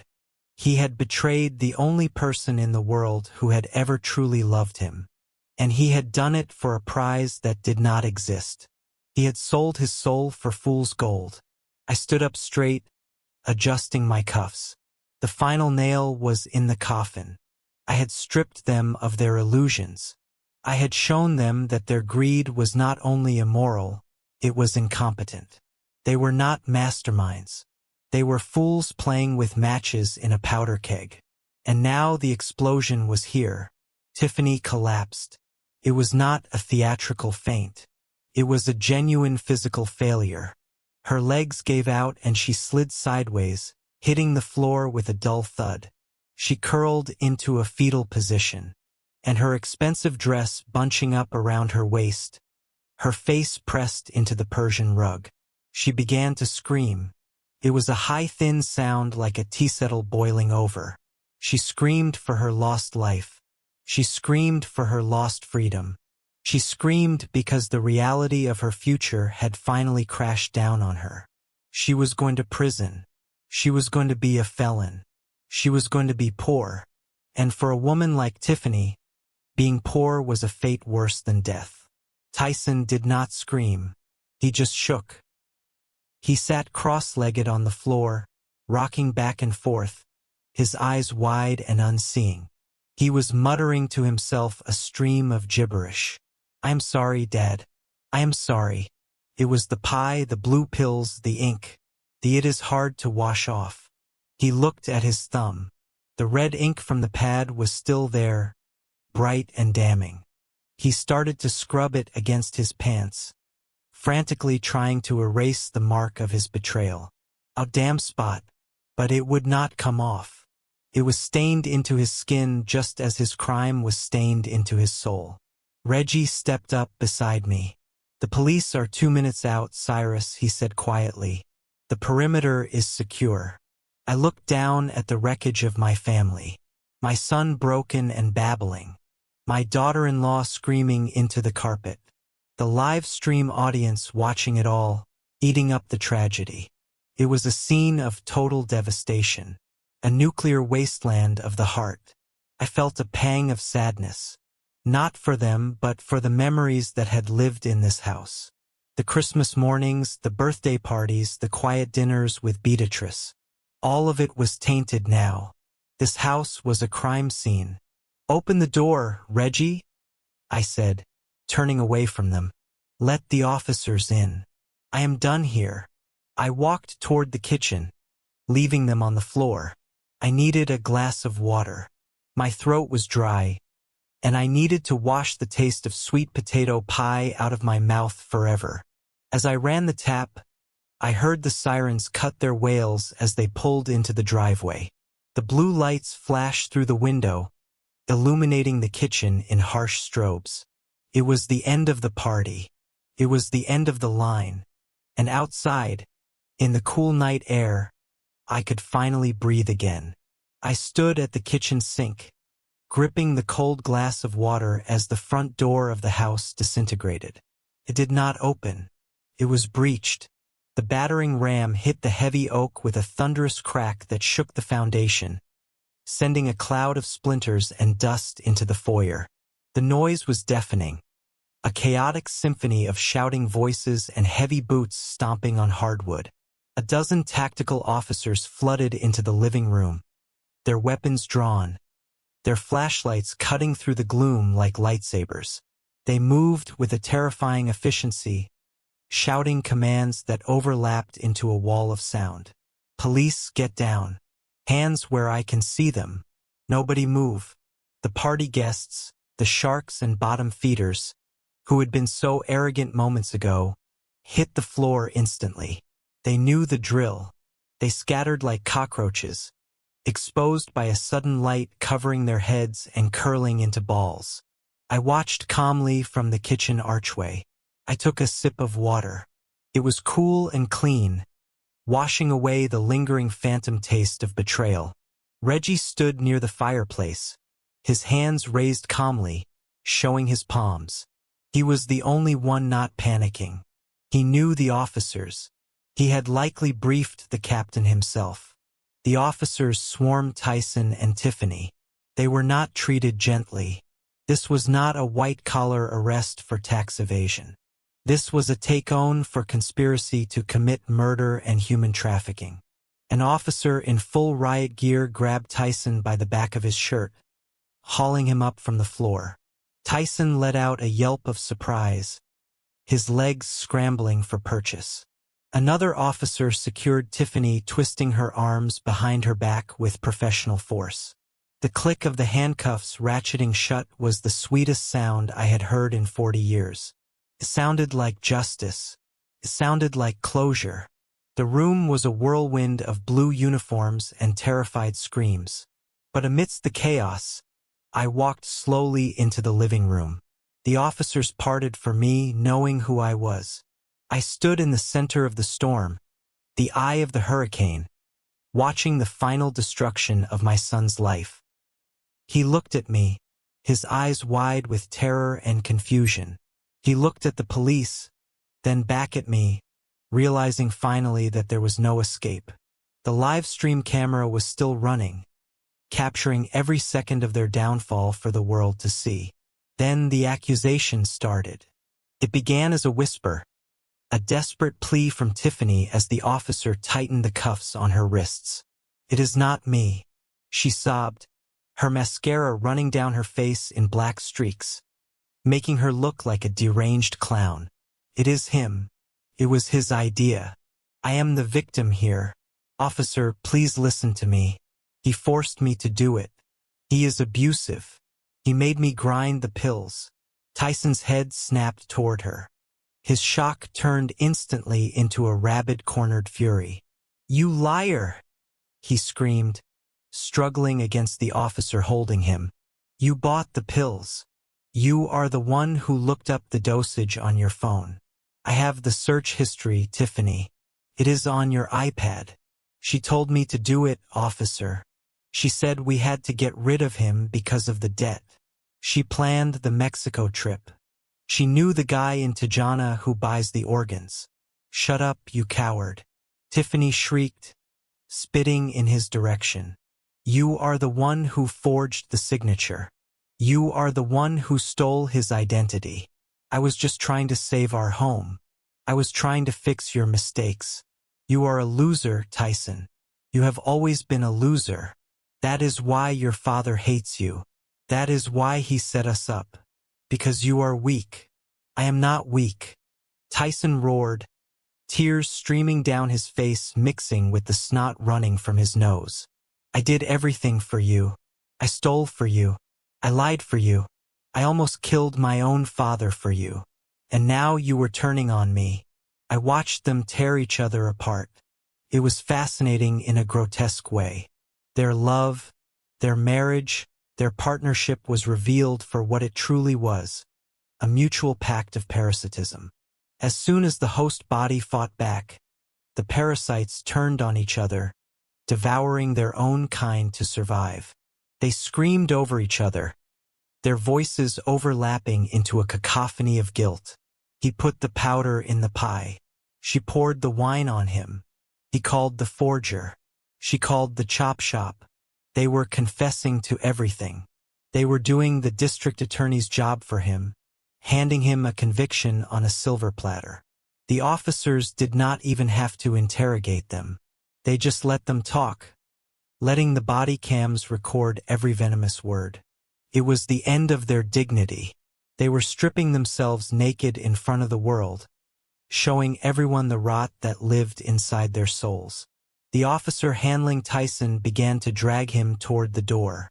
Tyson's legs gave out. He went limp, dragging his feet on the floor, his expensive Italian loafers scuffing against the wood.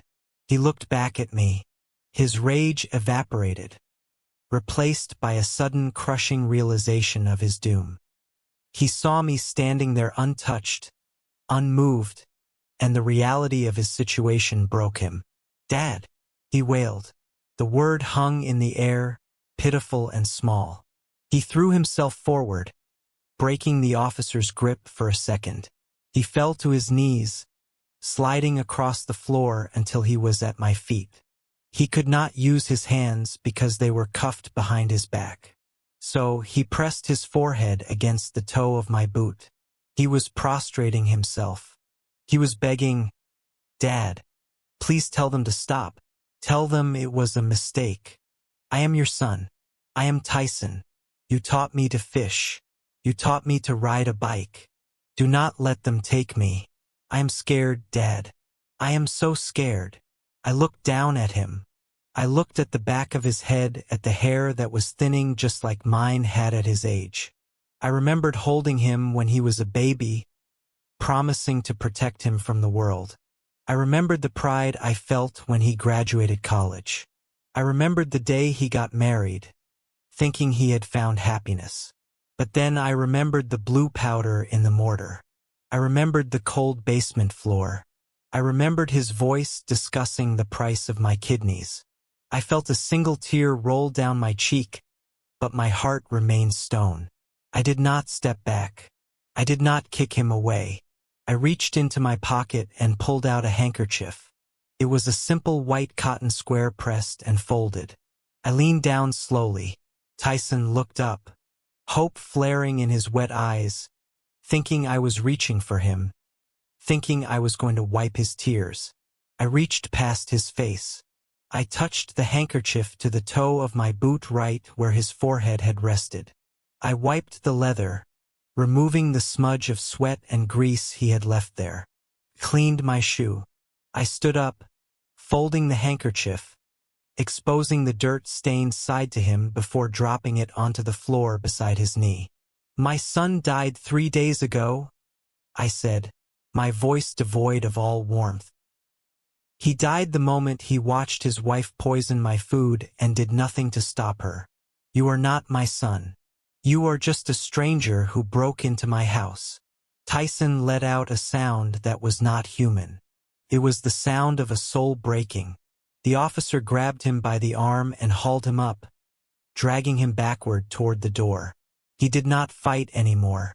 He just stared at me, his eyes dead, his spirit crushed. Reggie stepped up beside me, placing a hand on my shoulder. "It is over, Cyrus," he said quietly. "They are gone." I watched them disappear through the shattered door into the flashing lights of the police cruisers. I listened as the sirens began to wail again, carrying away the wreckage of my family. I stood alone in the living room, surrounded by the debris of the party and the silence of an empty house. I was tired. I was old, but I was alive. And for the first time in a long time, I was free. The trial was not a spectacle. It was a formality. With the live stream footage, the forged documents, and the testimony of the FBI informant, there was nowhere for them to hide. Their expensive defense team, paid for by liquidating the last of Tiffany's jewelry, could not save them from the mountain of evidence I had systematically compiled. I sat in the front row of the courtroom every single day. I wanted them to see me to see. I wanted them to remember the face of the man they tried to kill, not as a victim, but as the architect of their demise. When the gavel finally fell, it sounded like the heavy door of a vault slamming shut. Tyson Blackwood and Tiffany Blackwood were found guilty on all counts, including conspiracy to commit murder, aggravated identity theft, and elder abuse. The judge, a stern woman who had watched the videos with visible disgust, sentenced them to 20 years in federal prison without the possibility of parole. They did not look at me as they were led away in chains. They looked at the floor. They looked at the shackles on their wrists.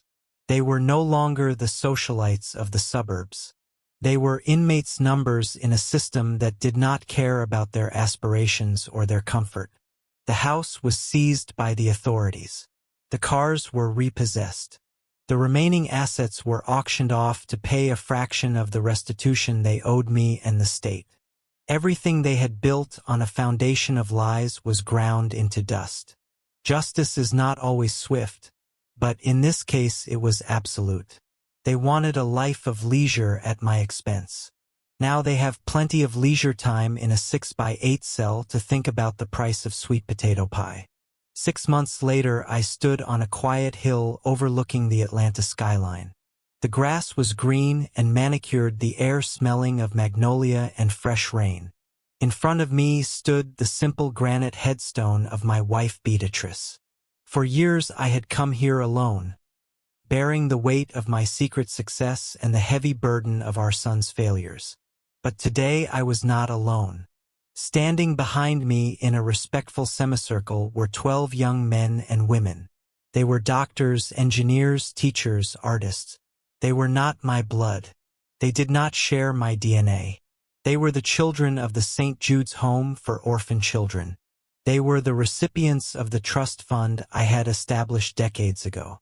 The true beneficiaries of the real estate empire I had built in the shadows. I had paid for their colleges.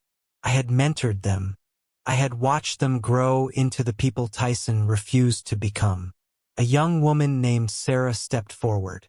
She was a pediatric surgeon now. A woman who saved lives every day instead of trying to take them. She placed a hand on my arm. "We are here for you, Mr. Blackwood," she said softly. "You are our father in every way that matters." I looked at them. I saw respect in their eyes. I saw gratitude. I saw love. It was not the transactional love of Tyson and Tiffany. It was earned. It was real. I realized then that I had not lost a family. I had simply pruned a dead branch so the rest of the tree could flourish. Beatrice would have loved them. She would have been proud not of the money, but of the lives we built with it. People often ask me if I regret what I did. They ask if it hurts to send your own flesh and blood to prison. The answer is simple. No. Regret is for mistakes. What I did was a correction. I spent a lifetime believing that blood was the strongest bond on earth. I thought that if I gave my son enough, if I loved him enough, he would become a good man. I was wrong. Blood is just biology. Loyalty is a choice. Integrity is a choice. And when someone chooses to betray you, they forfeit their seat at your table, regardless of whose last name they share. I learned the hard way that you cannot buy character. You cannot inherit dignity. Money is a magnificent tool, but it is a terrible master. It revealed my son's rot just as surely as it revealed the potential in the orphans standing behind me. I turned away from the grave. I walked down the path, my head held high, my stride strong. Waiting at the curb was not my rusted Ford truck. It was a gleaming black Rolls-Royce Phantom. The driver opened the door for me. I slid into the leather seat, leaving the dust of the past behind. I had my health. I had my true family. And I had my peace. The world thought I was a victim. They thought I was a frail old man ripe for the taking. They forgot that before you can build a skyscraper, you have to dig a deep foundation. And I have been digging for a very long time. I am Cyrus Blackwood, and I am just getting started. This story teaches us a brutal but necessary truth. Biological relation is not a license for abuse. We often cling to toxic family members out of a sense of obligation, believing that shared DNA justifies forgiveness for the unforgivable. But true loyalty is earned through respect, not inherited at birth. My son mistook my silence for stupidity and my generosity for weakness, proving that money does not change people. It simply unmasks them. In the end, the most important investment you can make is not in real estate or stocks, but in your own self-worth. Never set yourself on fire, just to keep ungrateful people warm. If you enjoyed this story of ultimate justice, please hit that like button and subscribe to the channel for more. Let me know in the comments below. Would you have forgiven Tyson because he was family, or would you have sent him to prison just like I did? I read every single comment. See you in the next story.